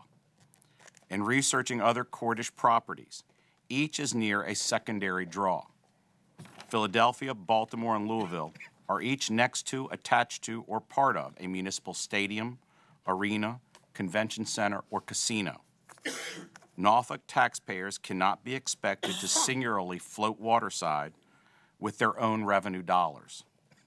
2 and 3 decades ago, a large percentage, by study, of Waterside's patrons came from Newport News, Hampton, and Virginia Beach. Since that time, 2 decades ago, times have dramatically changed for each municipality and the region. Newport News has a town center and city center. Hampton has developed a town center and is redeveloping Fort Monroe. Finally, Virginia Beach has developed a town center that is their second largest revenue funding source for the city coffers, only after the resort strip. Because of the state's inability to understand our transportation problems, Peninsula residents on some days cannot reasonably get here from there, and frankly, considering my first thought mentioned herein, really have no need. Lastly, DUI laws have strengthened, enforcement become far more prolific, and legal limits on blood alcohol content have appropriately fallen, making driving any distance to Waterside problematic, if not logistically difficult. Therefore, what is our secondary draw for the Waterside? The marina and its RFP are a slice of the pie, but cannot support the Waterside as the sole aggregate source of funding, just as our citizens cannot. There is a vast amount of confusion regarding the definition of convention center and conference center. These are 2 different, very distinct entities. Some research places a convention center at 100,000 square feet or larger. A convention center is to gather people of common interest. A convention center is large because it is oriented to people, not ideas. A conference center is smaller to allow for conferring on specific topics. Norfolk offers amenities other cities cannot regarding same. A central business district, shopping, museums, cultural attractions, stages, and a Waterside Festival marketplace are all within close walking distance in downtown. Virginia Beach has a convention center, and its market for similar tax dollars is different than our own. Further, it does not have the foregoing municipal assets in close proximity to its convention center. Chesapeake has a conference center. However, it does not offer the size of the center proposed in Norfolk, nor does it offer Norfolk's municipal amenities as previously mentioned. Hampton has a convention center, again, similar to the Virginia Beach Center, but does not offer our city's municipal amenities in close structure. Richmond has a convention center and conference center. However, Richmond's downtown location is not culturally situated, nor does it have a pedestrian-friendly downtown with proximity to other entertainment. Roanoke, though beautiful, is considerably smaller than what we are contemplating and would not compete for conferences of larger attendance. This conference center expands capacity to 2,000 attendees from 1,500. The hotel has 300 rooms. Though I am not in the hospitality industry, something tells me 1,700 other people will need rooms throughout the city, and the other hotels will also prosper. Now, regarding those entities. First, their correspondence to council, primarily focused on their financial problems and inabilities in the down economy through the Great Recession. At times, each suffered from their own business decisions and the economy as a whole. Each property has received funding of sorts over the decades. The Marriott, with its current ballroom, is almost 6,000 square feet smaller and holds 500 less than a new conference center. In its original configuration, it was constructed in a public-private partnership with the city. The city, to this day, provides $195,000 each year to help maintain the Marriott Convention Center facility and capital support as needed. Today, the Marriott furnished me an email and sent a business proposal to council for the city to expand their ballroom in lieu of a new conference center. Does the present ownership of this property have room to approach the city and render an opinion on this deal? Their opinion now lacks total credibility and only shows the ownership's self-serving correspondence for what it was. The Sheraton's ballroom is almost 50% the size of a new conference center and is a property over the years that benefit from city funds in the original Waterside and Promenade. Lastly, each in this hotel correspondence mentions the effects of sequestration on their properties. I believe near term the economy and sequestration has and will affect their properties. However, neither in their correspondence truly completely addresses the long-term economy. At this time, construction costs are low, and the price of money is low. The economic growth 5, 10, and 20 years into the future is our duty to determine as economic diversification and added jobs to our own municipal economy. Fiduciary responsibility is a significant factor in our decision. As I vote today, I have voted against many projects I thought were unfair or could have been supported by the developer's own funds. For example, the 21st Street Grocery Store project, Chick-fil-A, YMCA, to name a few. However, the examination of the funds in their source in this project are different than those. This is not a new deal. This deal is a decade old. The parking garage, though if I had my druthers would not be in this deal, is an industry requirement.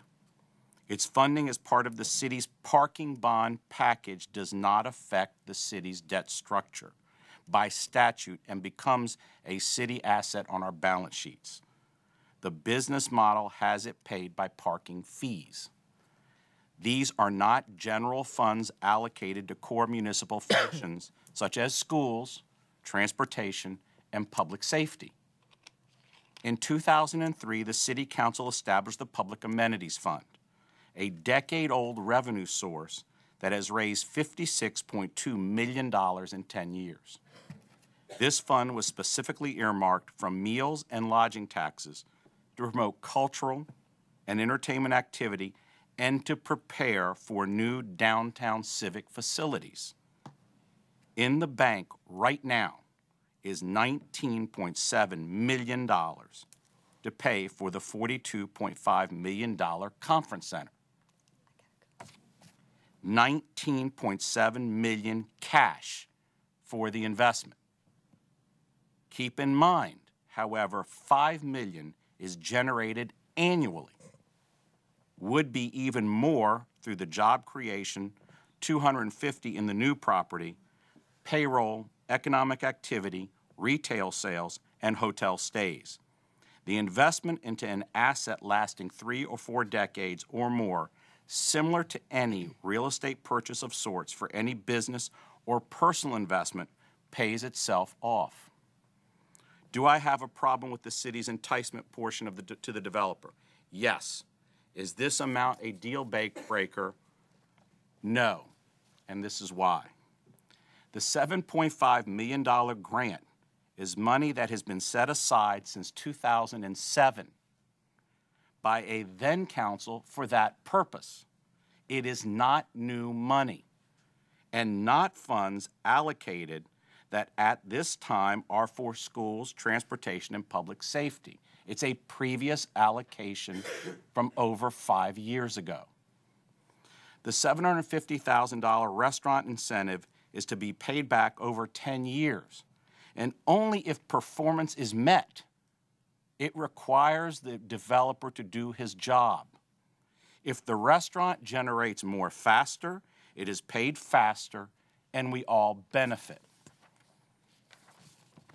None of these funds from a decade ago or a half decade ago, before I made it to council, were ever earmarked by previous council for schools, public safety, or transportation, which are our core governmental functions.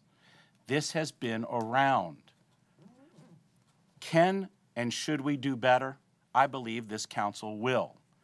Jobs generated between the conference center and Waterside could range from 750 to 1,500 people receiving jobs. Lastly, relationships do matter, and it's not private deals or private relations. I've met Mr. Thompson one time when we all gathered together out at the plot when this deal was announced. And it was, hello, good to meet you. I'm glad we can see if we can work this out. That's it. I have no say in this except to try to put my mind and try to do what's best for the electorate and try to express this to you. Should we have expressed it better over time? Yes. Could we have over time? Yes. But at some point as a representative government, we have to do our job. Lastly, relationships matter. Mr. Thompson and Gold Key are the gold standards in the resort industry. Gold Key is ranked as one of the top 25 vacation ownership companies in the world. Gold Key's reputation in reservations, hotel, and timeshare ownership only leads to great things for a downtown business, culturally centered property with Gold Key's reservation system, a property Gold Key currently lacks in its portfolio and wants to be successful, keeping in mind that the reservation system that sends people from Virginia Beach to Norfolk, in turn, also sends them across the street to the Marriott and the Sheraton and the Tazewell. I believe I've done my due diligence, and we can disagree, and that's fine. I respect that.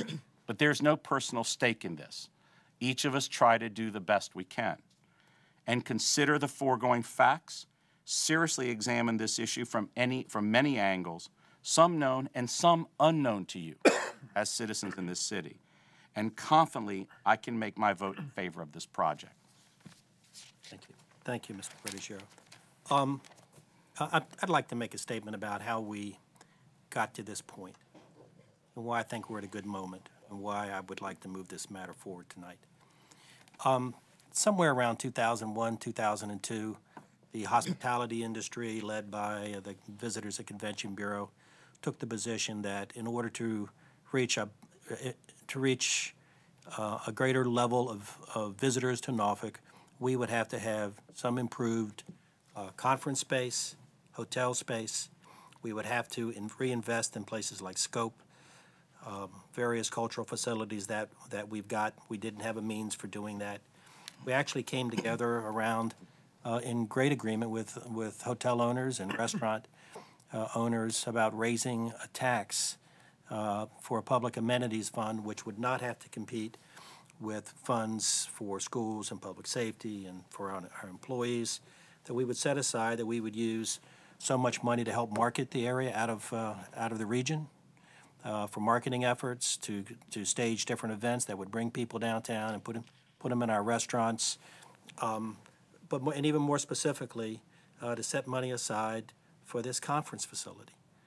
We've had a couple people tonight say it's not big enough, and we'd had a study done, and by the national experts to tell us, the SAG group, about what was a right size, especially for a city that is fairly compact like ours, walkable, didn't have a large space to do a convention center even if we wanted one, but we would do a modest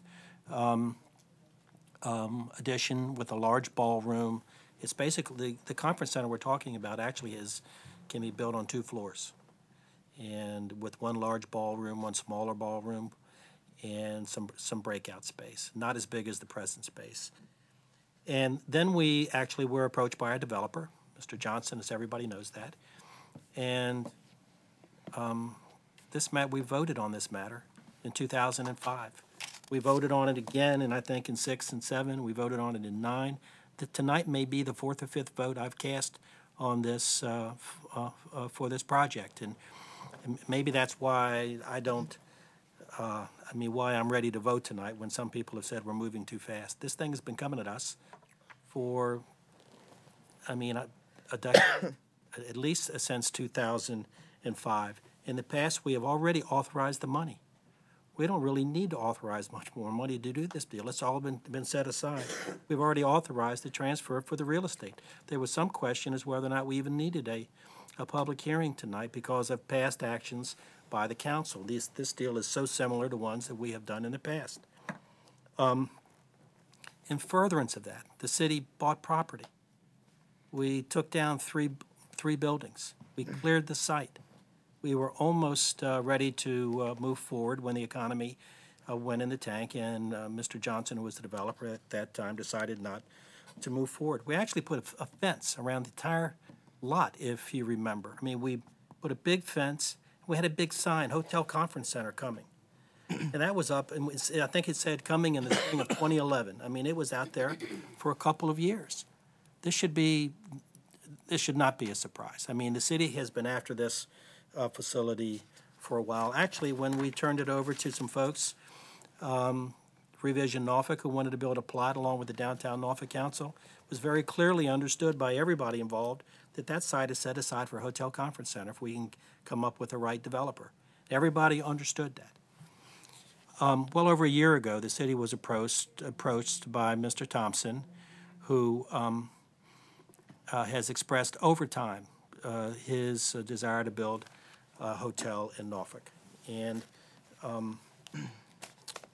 with that interest and with his background and with the manager doing a lot of due diligence, he actually came to the city council at our retreat in September. It was actually September 25th, to talk to us in closed session about the fact that we had a developer who we felt good about, that was willing to step into the shoes, basically, of 2 previous developers, and he thought could make this deal work. Thought he could get the financing, thought he had the expertise. Anybody who wants to visit his properties at Virginia Beach will tell you the quality and how it's raised the standard for everything at the beach. The council, and you can't negotiate these deals, by the way. And I know there's, in economic development deals are typically negotiated behind closed doors until you get to the point where you're going to vote. So that's the same process which we have followed on 2 or 3 occasions with this project. So unanimously, this council, at the end of September, told the manager to go forward and see if he could conclude negotiations and bring them back to us. He did. On January 29th, he brought it back to us in a briefing, in a second briefing to the city council in this building. When we went into closed session, we had to identify for the public the piece of property we were talking about. So the newspaper was alerted to the fact that we were talking about the site that we had set aside for a hotel conference center. We had that meeting on January the 29th. On February the 2nd, a couple of days after the meeting, the Norfolk paper, or the Virginia Pilot, reported that with banner headlines, this was February the 2nd now, this is over 2 months ago, or that talks heat up on downtown Norfolk Conference Center. This makes the city's fourth attempt in a decade to build a hotel conference center through a public-private partnership, is what how the story read. It also read, the parameters for a deal are in place. The council approved an agreement in 2005 and then amended it most recently in 2009. So this was the subject of a editorial, a couple of long, lengthy editorials. We actually on March the 1st, March 2nd, something like that, we actually had a press conference, which we don't typically do. We announced it to the entire public on the lot. We invited all the press, all the public. We had printed materials that we handed out. The next day, the newspaper read, the city will take another shot, $126 million hotel conference center downtown. This deal, formally announced Friday after months of negotiations, is similar to what has been proposed in the past. We actually said there in the beginning of March that we'd hope to wrap this deal up within a month, and that was quoted in the newspaper. We could do that because we already had the framework. A lot of the documents had already been done, had already been put together. We had to change, the names and the dates and those types of things, but the framework for the deal was already in place, and that was widely reported at a press conference, which was attended by the entire council. Mr. Riddick couldn't be there, but we called him on the site that day and said, can we go ahead? And he said yes. That was followed by an editorial on March the 10th. I got a copy of it. It reads, for more than a decade, Norfolk officials have dreamed of and saved for a hotel conference center. And so it should not come as any surprise that last week the city manager, again in closed session, says we got all the documents. All we got to do is sign them now. Let me go over them again with you, with the city council. We'll be able to sign these in just a couple of days. And the council agreed to move forward and sign the documents, that we would then have this public hearing, and they're all subject to this vote tonight, which he did within a few days. He actually, then we took the additional step of coming out of the closed session, going into open session, if you will, in front of the TV cameras and our cable show, and in front of the press.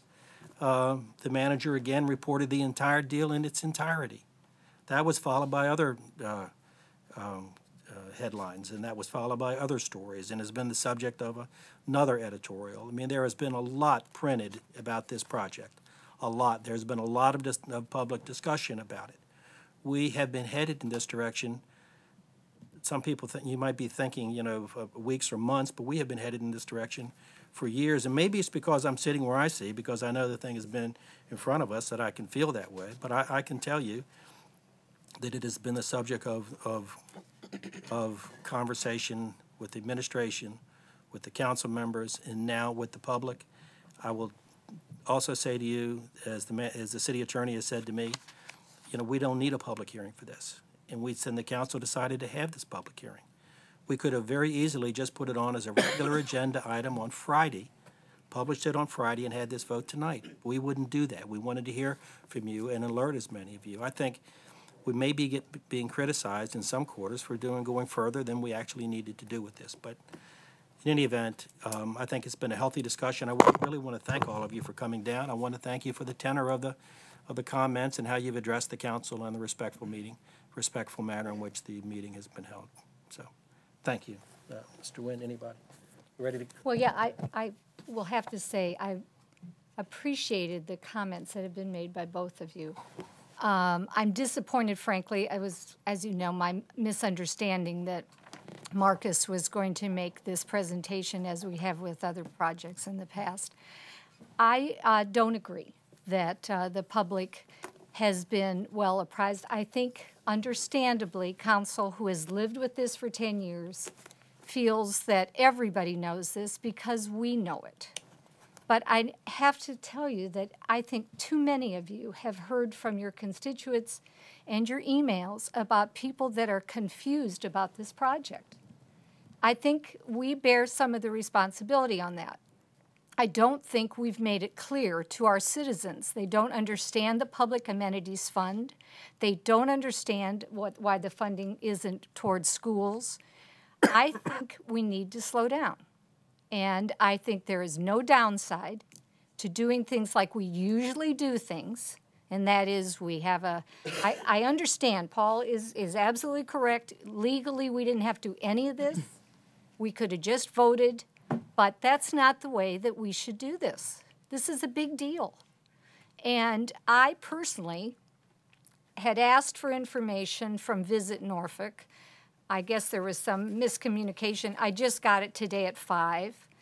I would like to have more information about conference centers. I asked for that this week from other similar small cities.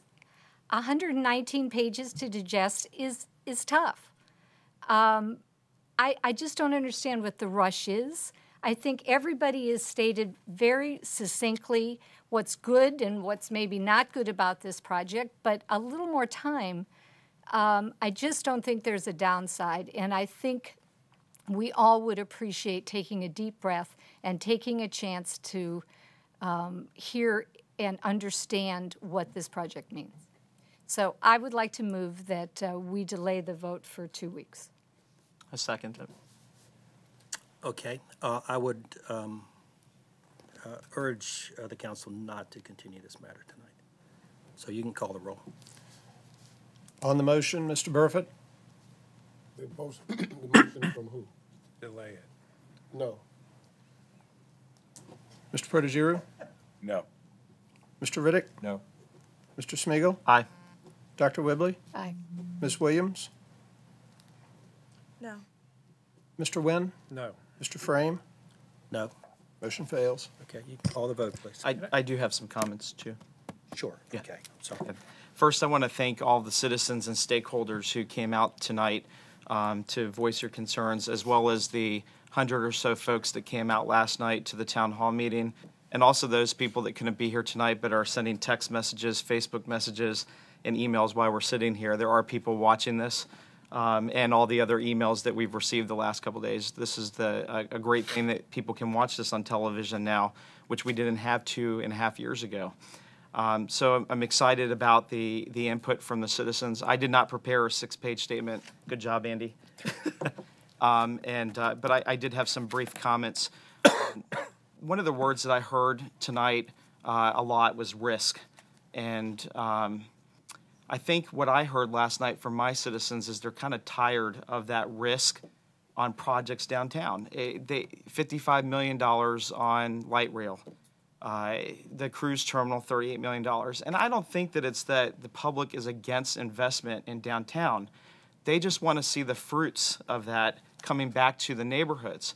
And they're asking that the city start taking that risk and investing in the things that this council has said is their priority, which is our neighborhoods and our schools. And I have been told multiple times since I've been on this council that that investment is coming back, that this project is going to bring in $2 million a year. Well, it's going to take 8 years just to pay back the $16 million that's already been invested in this project on buying the property. And that's great. That money can come in, but is it being allocated to the things that we've made our priority? And that's where my concern is that I'm just not seeing that money coming back, and that's what the citizens are telling me in my ward and those that came from other wards. They want to see that investment come back. Next week, the city manager is going to be presenting his budget to us. I challenge the city manager and this council to have a budget that actually shows that that $2 million is being invested back into our neighborhoods and schools. I don't think that that's going to happen. I asked in January, I submitted my budget proposal for Ward 5. Simple request from the citizens. This included curbs and sidewalks between 5th and 12th Bay based off of an engineer study that was conducted. Not only that, but it was done in 1995, and we could have striked when the iron was hot back then, and we didn't do it when it was a lot cheaper to build infrastructure back then. I asked for $500,000 a year for the next 3 years to invest in Bay Oaks Park, to start building that park so we can grow community around it. Today, I heard Councilman Riddick also ask for money for Broad Park. I'd love to see money go into Broad Park and build that boxing center for our kids. I asked for money for a track around Terrellton because that's what that community has asked for. They want a walking track there. I've asked for money for medians on Little Creek Road. They want that. I've asked for some funds, a $75,000 aesthetics grant for some businesses in Ocean View so they can do matching grants to fix their facades. I'm going to tell you that I haven't heard back from anybody on the city staff saying, hey, we're going to make this happen for you. And I'm going to tell you, I'm probably going to be disappointed next week when I see that budget. Maybe some of it will be in there, maybe it won't. I just don't think, because there's not that much money out there to do these types of things. I've asked for $2.75 million for the next 3 years. We're giving this developer a $10 million grant, which would cover 4 things that the citizens have asked me for my ward. I'm concerned that our neighborhood plans are not going to be invested in when that budget's released. That's what I heard last night from the 100 citizens who showed up to voice their concerns. And Andy, you're right. Do a town hall, you're probably going to get those people, but we have to listen to them. Took the time to listen to them, and I appreciate Dr. Whibley and Councilman Wynn coming out to listen as well. It was overwhelming what people were telling us. They want to see investment in our priorities. So I challenged the city council to make sure that that happens in this budget when it comes up. We could have taken a risk as a council, and we could have said, yes, previous councils have said they wanted to put this money in a public amenities fund, but 10 years have gone by, and priorities might have changed. This council, we've changed things before that other councils have done. We could have stood up here and we could have said, let's take this money that's in that public amenities fund now and let's shift it to our priorities. Standing up to people 10 years ago that you might have promised something to, but times have changed. I look at a park as a public amenity. I look at it as a school as a public amenity. Things that you can invest in that I think you're going to get a greater return in than this. We have a proposal pretty soon, hopefully coming forward, to build a comprehensive technical school or renovate. To me, that's probably the biggest and most significant investment that this city could make, because the amount of jobs that could come from that, because we're training employees, that investment alone, future employees, that investment alone could make a bigger impact than I believe this hotel. We're looking at maybe probably $80 million is what it's going to cost to make this school happen. Well, let's take this $80 million and let's invest in that right now. That's what citizens want to hear. That's what they're waiting to hear. And I disagree with some of the comments that were made, and that's great. That's why we're here. Okay, we have difference of opinions. That's what I heard last night, and that's how I'm going to vote on this project. All right, Mr. Wynn. Yeah, I just had a couple, and I don't want to reiterate. There's some good reports that I understand and respect everybody's opinion. First of all, the $16 million we bought the property came out of the Public Amenities Fund that was set up for this purpose, and the $10 million grant comes out of that also. There is no money. The biggest, I guess, misconception that we can't get through is no money's coming out of the general fund. This money is being generated by the hospitality industry. Now, whether you agree with where we put it or not, that's why we're here. Money will be put back in the general fund. And we've got a situation where one of the best developers, one of the 25 best in the country, certainly one of the most proven developers in Hampton Roads, and I think I met Mr. Thompson for the first time the other day, is putting at risk plus or minus $50 million of their own money. Our Convention Bureau is telling us we're missing the mark on certain size events that we cannot have presently. So you've got somebody, as I go around the city, and I represent half the city in Ward's Corner and another, all over, people say we want this here and we want that here and we want a Target, and we want that too, but the marketing that the experts do themselves has to drive what comes where. And if these guys with the track record they have marketed this, it's not up to us. We believe in the concept. We picked the right developer, and I think we've got it. And they have to do the marketing because they have the $50 million on the line. Sure, we've got the conference center part and we've got the parking garage part, but they're not. The parking garage will pay its way. The conference center is coming out of the Public Amenities Fund, the financing. We've got a situation here now that in my business lifetime of 43 plus years, I've never seen the financing available like it is now. Some people maybe older than me have. I think the city's going to bond out at maybe less than 2%. I don't know what the private sector is going to do. We've got a construction market, and I'm in the landscape business, that's as weak or advantageous for somebody to build something as I've ever seen. If you're going to buy a building, now's the time to buy it. So I think we can get more for our money right now than in my business lifetime. We're assuming no risk. If the costs go up on our part or on their part, and I'm right about this, they pay any overage. If it comes in under, and we will have people there working with them, we get the savings. So to me, this is, a no-brainer. This is something we got to go ahead with. We've got smart people going to put their signed notes for $50 million plus or minus. I think and time is sensitive. If there's a 2 or 3 or 4 basis points change in the rates, so that's 0.1% or 0.1%, it's thousands and hundreds of thousands of dollars are at risk here. So if we miss this market for financing in this building situation we have now, it could make a lot of difference to our citizens and to the developers. And I think we need to move ahead. I don't see anything we gain by waiting a week or 2 weeks. I disagree on that. And I just think it's a great opportunity for our city. It's a vision we've had since I've been on council. And now with the Waterside coming, which is 100% investment by the developer, these things are dovetailing at a perfect time, and it's going to be probably 3 years before both of them are online. And that's another lifetime in this type market. So we're going to be building and improving the economy as we circulate into that 3-year market, and I think it's one of the better things that's happened in this city in a long time. Yeah, I guess I would like to say a couple of things in regards to my recollection of this project. One of the most brilliant men that ever been in this city was Mr. Hunter Hogan.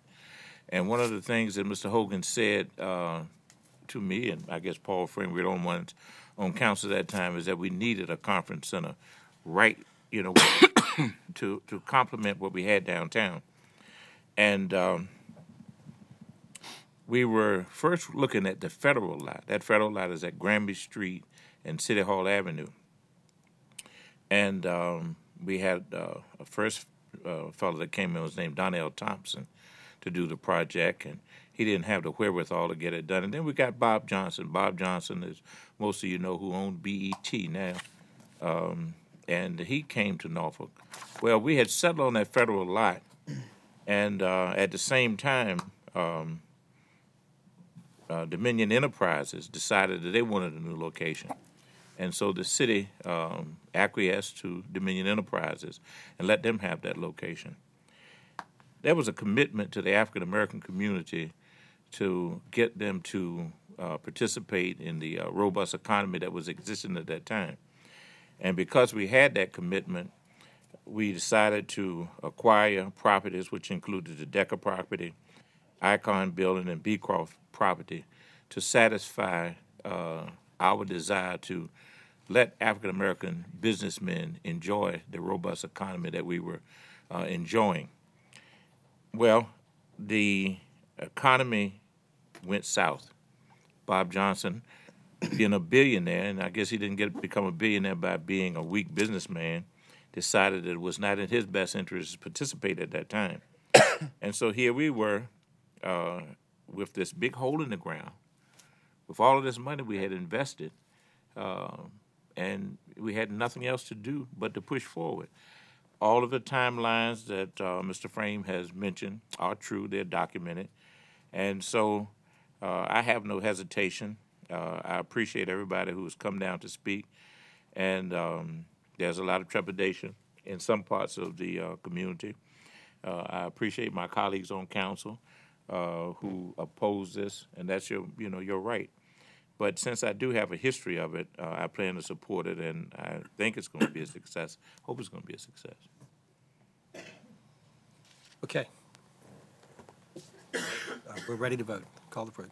I have an ordinance, Mr. President, captioned an ordinance authorizing the master development agreement to be entered into with Professional Hospitality Resources, Inc., and the Norfolk Redevelopment and Housing Authority for the development of a hotel, conference center, and a parking garage, authorizing the cooperation agreement to be entered into with NRHA relating to this development, authorizing the creation of a tourism zone pursuant to Virginia Code Section 58.1-3851, authorizing and appropriating the entitlement to an amount equal to the but-for revenues generated by a 1% state sales and use tax on transactions taking place on the hotel premises in accordance with Virginia Code Section 58.1-3851.1 and 2.5% state sales and use tax from transactions taking place on the premises of the conference center in accordance with Virginia Code Section 58.1-608.3, authorizing the conveyance of the property that is the subject of the master development agreement to NRHA, appropriating and authorizing the expenditure for the city's obligation under the agreements, and authorizing the city manager to enter into such agreements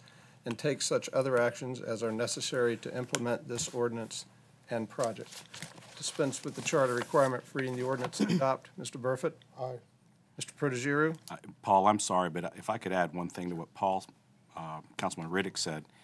In examining also in part of my research from 2010, 2011, 2012, the high end would have been into the general fund had this been timely built. It appears about $6.7 million. Also, with regard to the Marriott, and I know that some of the council members may disagree, and I've mentioned this in the closed session, and I really would like to see a more of a look at this, is to connect the new conference center with the Marriott by a bridge. When we talk about, I understand streetscape, I get it, and I don't mean to take anything away from Prince Books or the restaurant within Prince Books or DEG, where people would come out of a conference and go downstairs and perhaps eat at some point, or go to Trilogy across the street. I understand that. However, I do believe that it's very difficult when you're at a conference, let's say at the Marriott, or a conference that you're going to be at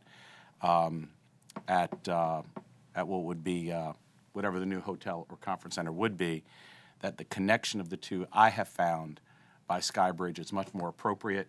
And then I would ask not only Skybridge and connect to the Marriott from the, that would cross the area of where the Selden is, not touching the Selden, but then also Skybridge from the Marriott at that point on with a High Line over to the waterside that doesn't require conferees to have to go down on the Waterside Drive, which has been a problem, and I hope will be a problem considering what we'll have with the traffic downtown. So I really do ask you to connect the two hotels together by Skybridge, their conference centers, and then look at taking that directly to the waterside. I vote aye. Mr. Riddick? Aye. Mr. Smigiel? No. Dr. Whibley? I think we made several mistakes with this. We're pushing ahead too fast. We never made the sell to for people to understand what was going on with this. And because I'm batting 1,000 on this, I also never got council's support to understand, for people to feel a connection to what this project can do for our city, is to dedicate this money toward the schools. I'm going to continue to fight for that. And and Marcus assures me that I can. That if in fact there's a budgetable $2 million plus on this every year from taxes, then we need to get serious about what is our #1 economic development, and that is our schools. That being said, Marcus has assured me that this project is going to work, and he assures me we're building this for 5 years from now. So I'm going to take you to bat on that. I'm going to vote yes. Ms. Williams? I was sitting here debating on whether or not I was going to actually make remarks or say anything. Someone said to me, you can't be held accountable for what you don't say. And, but, you know, not having been in politics as an elected official for the last 10-plus years or however long this particular project has been before council, I have been on the sidelines of politics, and I do understand that this project in and of itself has been around for a number of years. And one of the things that I really, really take exception to, even in just having been on council for 2.5 years, is that we just started talking, the notion that we just started talking about this. And I really take exception to that because with me sitting here, we didn't just start talking about it. It's been discussed, models, what could happen, what might happen, what would be, as a matter of fact, Marcus and I talked about, what would be a better deals when he was kind of working through the nuts and bolts. And he said, I think we can do better than what was originally proposed however many years ago. And, I look back, there have been some tumultuous, if you want to use that terminology, votes. And in looking at those things and the way that I've approached them and looking at the facts and going through the numbers and talking to folks, not just people in the city, but people who had a knowledge base, who, when I say in the city, working for the city, because I understand that sometimes they tell us what we want to hear because we're their bosses. But talking to individuals who work in the industry and talking to individuals who know this, because of what I do, I have a working knowledge of real estate and transactions and things like that. But I believe that I do my due diligence in researching the project. And I believe that I ask enough questions, not only of the staff, but of the city attorney and even talking to some other council members in terms of what it is that we can and cannot do. And, this money that we have, that was allotted long before I came on council is not just like money, in a money market and a savings account where because it's yours, you can just shift it around. We can't do that once money has been designated for a purpose. And so, when there are bad projects, I don't have a problem. I really don't have a problem standing up for a bad project. I did it with Tyvest, and I didn't have a problem with it, and I would do it again. When we had the coal issue, there was a medium ground that we came to. There was two sides, and there was a ground that was a median point that we came to, and it doesn't even look like that's going to come to fruition at all now. But I believe that this project is a good project, and it doesn't lessen my commitment to. I'll take Terry with that, making sure that our money, I'll agree rather with Terry in making sure that the money that comes from the conference center goes towards our neighborhoods and our education system and our schools and our children. But I do believe that this project is a good project, and maybe we didn't do a good job in communicating the project to the public, and for that I do apologize.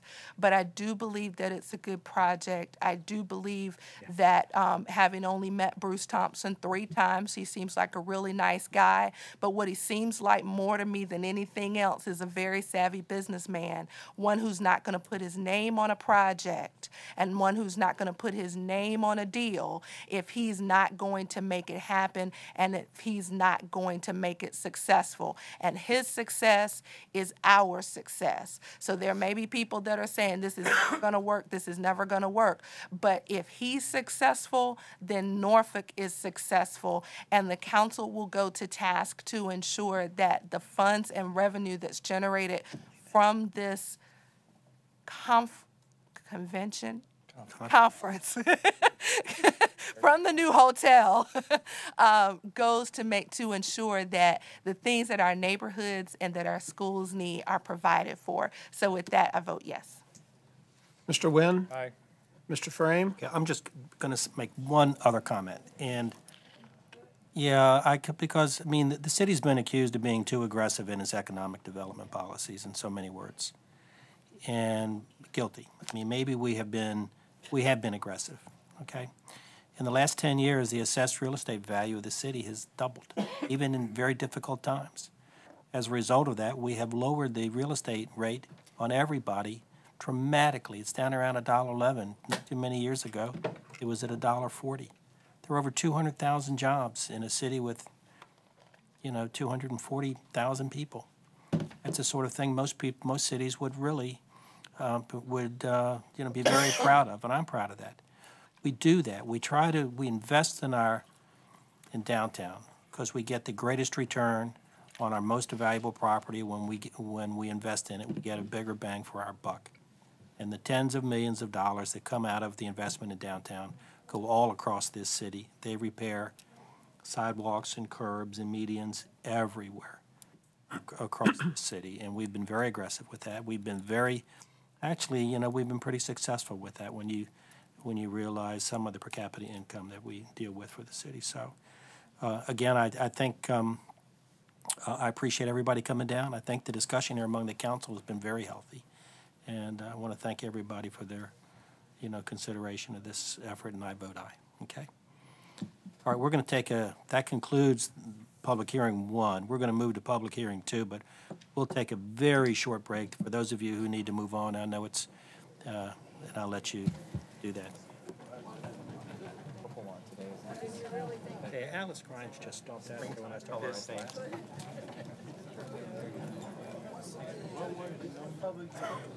That was a well-placed speech. Really enjoyed it. Good to see you. I know it. Where was it that I ran into you? What were you doing? You were at the gym, weren't you? Were you at the Y? I could tell this wasn't the first time. One of my first rodeo.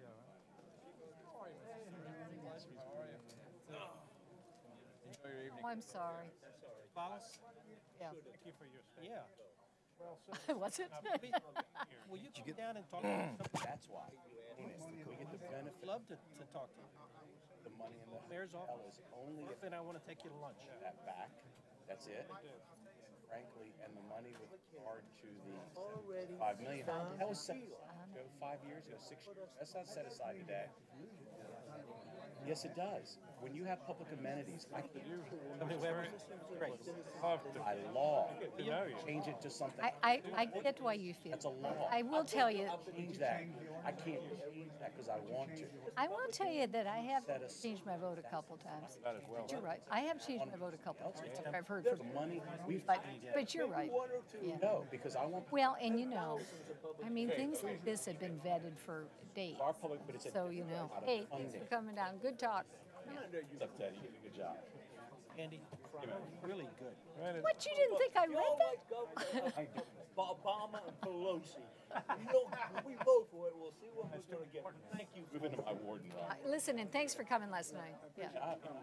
Norfolk, 1992, in order to make typographical corrections and adjustments and to normalize references.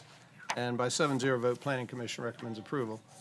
And I have an ordinance captioned, an ordinance to amend and reordain sections 8-4.3, 13-5.1B, and 25-10.2.1 of the zoning ordinance of the City of Norfolk, 1992, so as to make clarifying corrections and adjustments. Dispense with the charter requirement for reading the ordinance and adopt. Mr. Burford? Aye.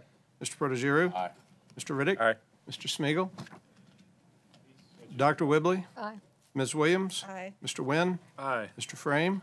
Aye. Public hearing 3. Public hearing 3 scheduled for this day pursuant to action of council on March 26, 2013, to hear comments on a non-exclusive telecommunications franchise agreement between the City of Norfolk and Old Dominion University. I have an ordinance approving a non-exclusive telecommunications franchise agreement with Old Dominion University. Dispense with the charter requirement for reading the ordinance and adopt. Mr. Burford? Aye. Mr. Protogiru? Aye. Mr. Riddick? Aye. Dr. Whibley? Aye. Ms. Williams? Mr. Nguyen? Aye. Mr. Frame? Aye. C1. Okay, approved C1. Mr. Burford? Aye. Mr. Protogiru? Mr. Riddick? Aye. Dr. Whibley? Aye. Aye. Ms. Williams? Aye. Mr. Wynn? Aye. Mr. Frame? Aye, R1. R1 is an ordinance granting a special exception to permit development on a non-standard width residential parcel on property located at 2313 St. Denis Avenue, and by a 7-0 vote, Planning Commission recommends denial. Dispense with the charter requirement for reading the ordinance and adopt. Hold on. This is right. This is what we talked about. We vote, no is denial, right? Correct. Mr. Burford? It's 13 years. I don't want Mr. Protogiru? No. Mr. Riddick? No. Mr. Smigiel, Dr. Whibley? No. Ms. Williams? No. Mr. Wynn? No.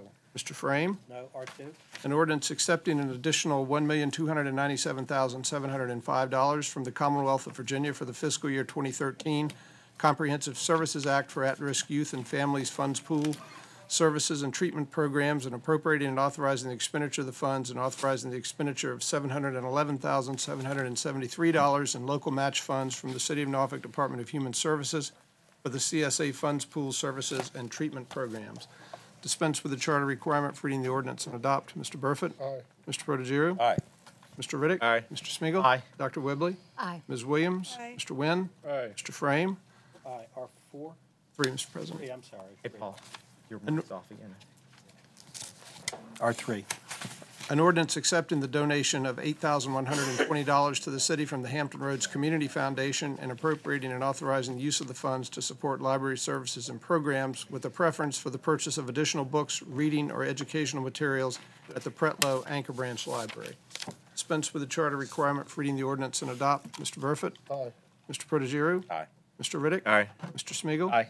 Dr. Whibley? Aye. Ms. Williams? I have a question about this, just for my own clarification. On these grants, this particular one that is specific towards Pretlow, is that because Pretlow applied for it, or how did it come that the grant came specifically for this one branch?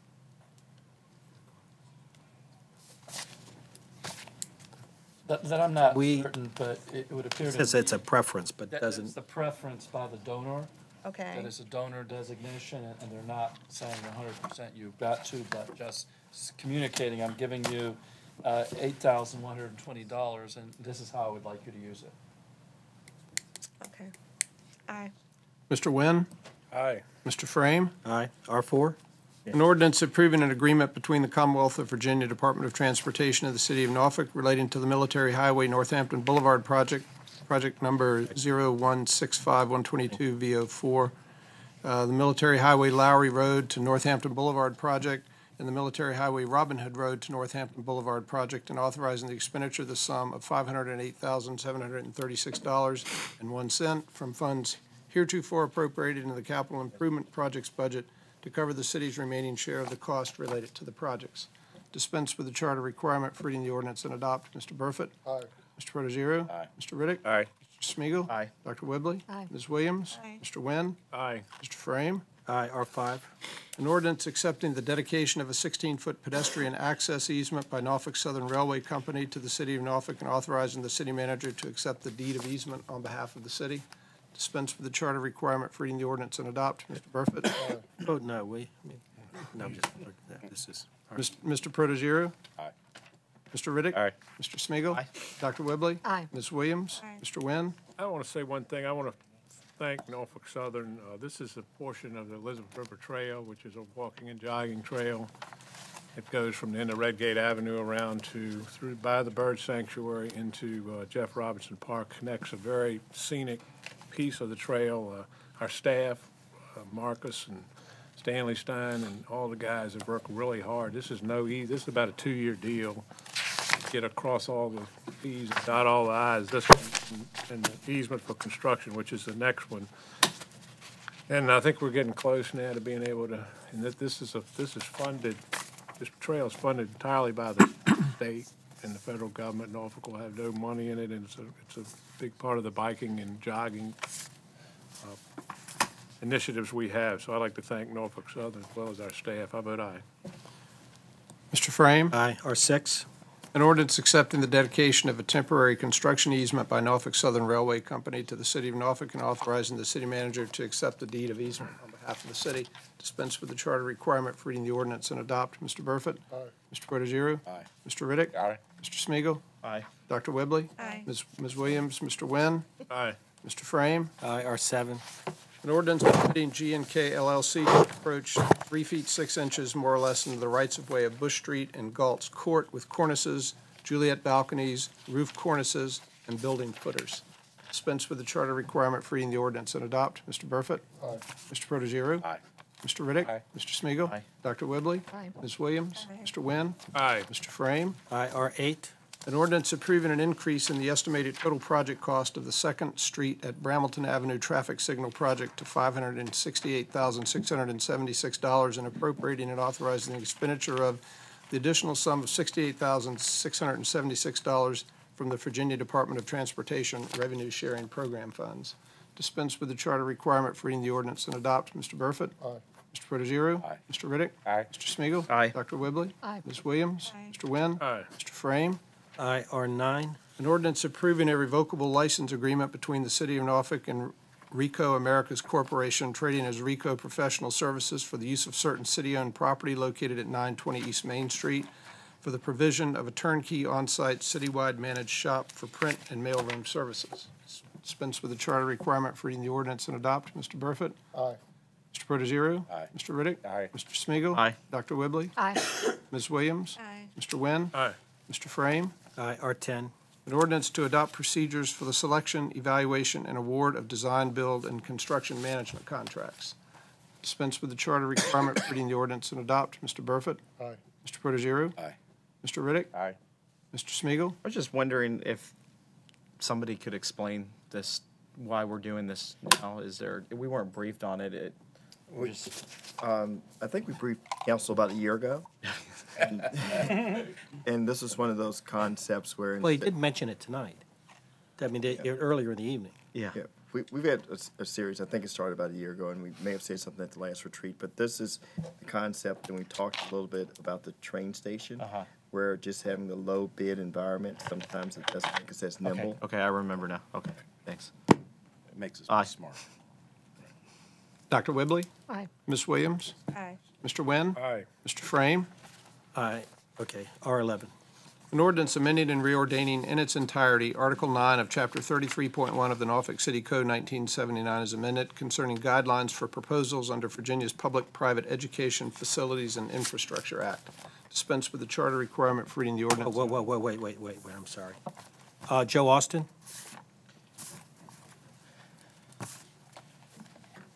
Good evening again. Joe Austin, 2527 East Virginia Beach Boulevard. I hope this public-private partnership is used to do exactly what it says in education facilities, but I'm going to jump to what I've seen on Tower Drive and Bramilton. I see that all that has been knocked down where the old post office was. I was told by somebody that a Wawa was going there and a Dollar General. May be wrong, but I hope this is used for that lot. If you just did what you just did, and you planned it for years and years, I'm asking that you do the same thing for low-income areas. With all due respect, you had a money stream for the other thing. It should be opportunities for folks who don't have the same opportunities as other folks here tonight. I'm asking for this to be a education facility, whether it's a computer lab or a learning center, something of that nature.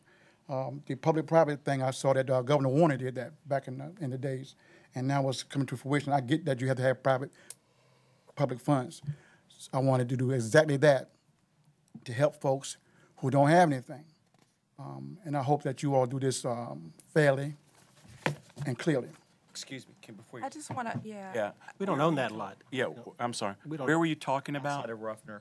Yeah. Outside he's of talking Ruffner. about I saw it that. Ruffner? was, I saw that. It's not That's- Wawa or. It's not. There's not. And also, that particular piece of property, to my knowledge, is not city-owned property. That particular piece of property was owned by Fairbanks and Morse, and Fairbanks and Morse Engines relocated from that location because the building was unstable and it was uninhabitable, and they relocated over into another area in my ward. They stayed in Ward 7 off of Virginia Beach Boulevard. At least you kept them in the state. They did. They're right off of Virginia Beach Boulevard on Tate Terrace.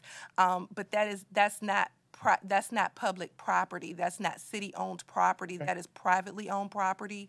And there's a lot of speculation about what is going to go there. But ultimately, what will go there is going to be based on a deal that's struck by the property owner and whoever comes along with the money and the transaction, and whatever we can facilitate to make that work with economic development. But that's not our property Okay. to say what will go on. I was concerned about it.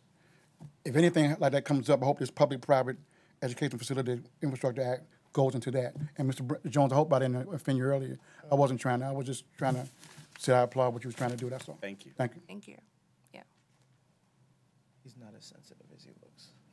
Okay, good. Dispense with the charter requirement for reading the ordinance and adopt. Mr. Burford? Wait, I'm sorry. Shoot. Almost forgot. Mr. Robinson, Alton Robinson. Mayor's getting a little punchy here. How could you forget Alton? Right. You know.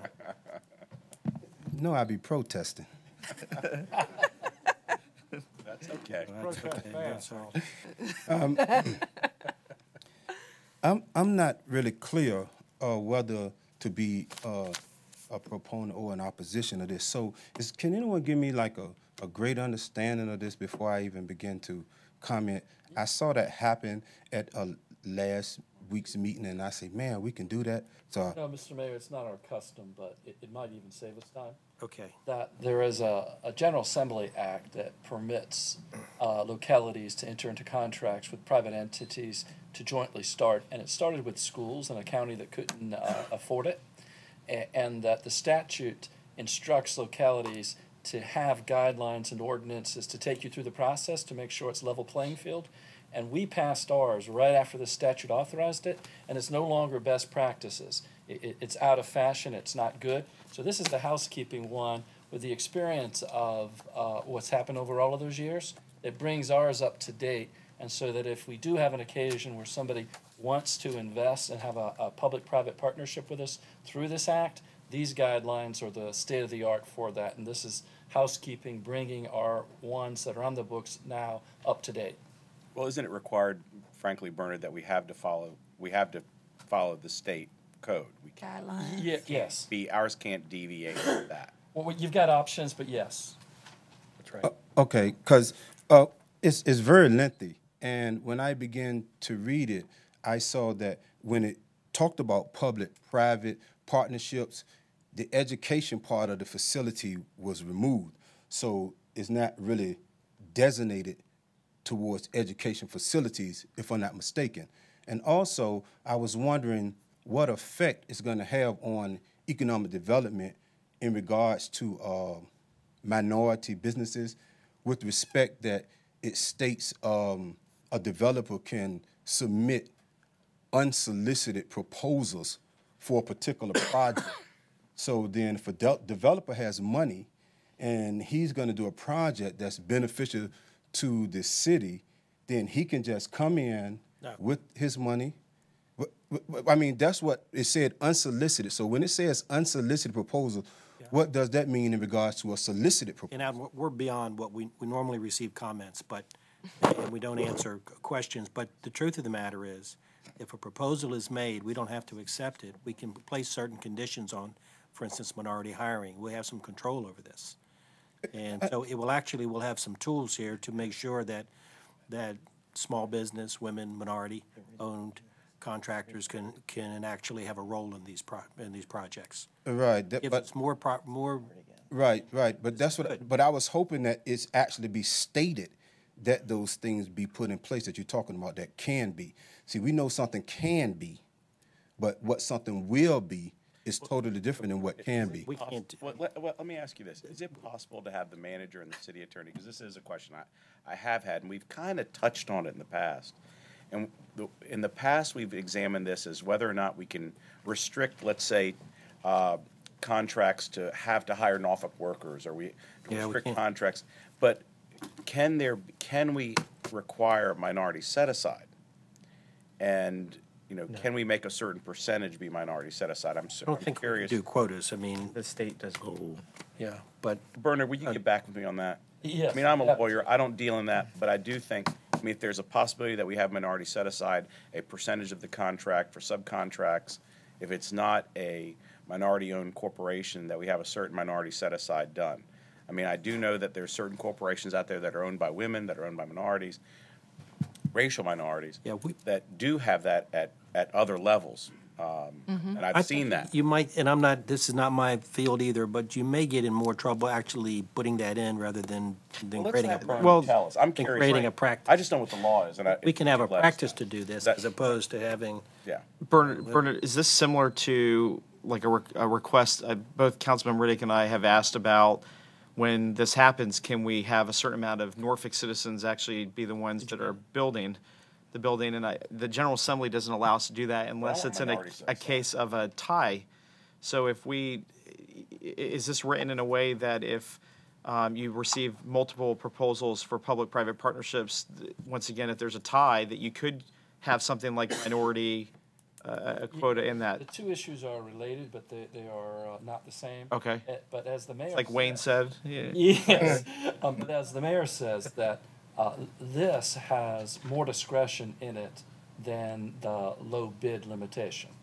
Right. And so that you have more judgment and you can take into consideration more factors. You have more discretion. So this doesn't mean that we just have to, whatever is the low bid, no matter what it is, Not on a PPA. we have to take the low bid. No, we have a lot of. This gives more leeway than just having to take We can take a lot of the lowest things into bid, consideration. which is beneficial because there are times when the lowest bid, as you may know, is not always the best bid, and that may not provide the best services and product either.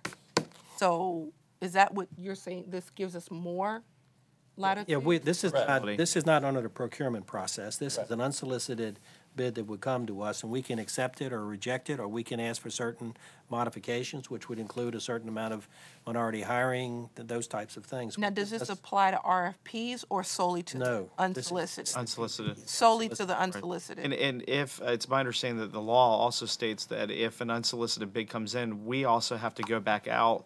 You have to advertise. An RFP. And it kind of an RFP, but it's not called that, but you have to allow a certain amount of time for others to make another offer come in. So you can't just go with the first one. And so you gives you some. You could if it ends This up is being a the only nice one, but Right. Okay. it's a good cleanup. Okay. Good All cleanup. right. Thanks, Alton. Appreciate it. All right. Please let us Thank you for using up all my time. All right. Brett, call. We're trying to help. Mr. Burford? Mr. Protogiru? Aye. Mr. Riddick? Aye. Mr. Smigiel, Aye. Dr. Whibley? Aye. Ms. Williams? Aye. Mr. Wynn? Aye. Mr. Frame?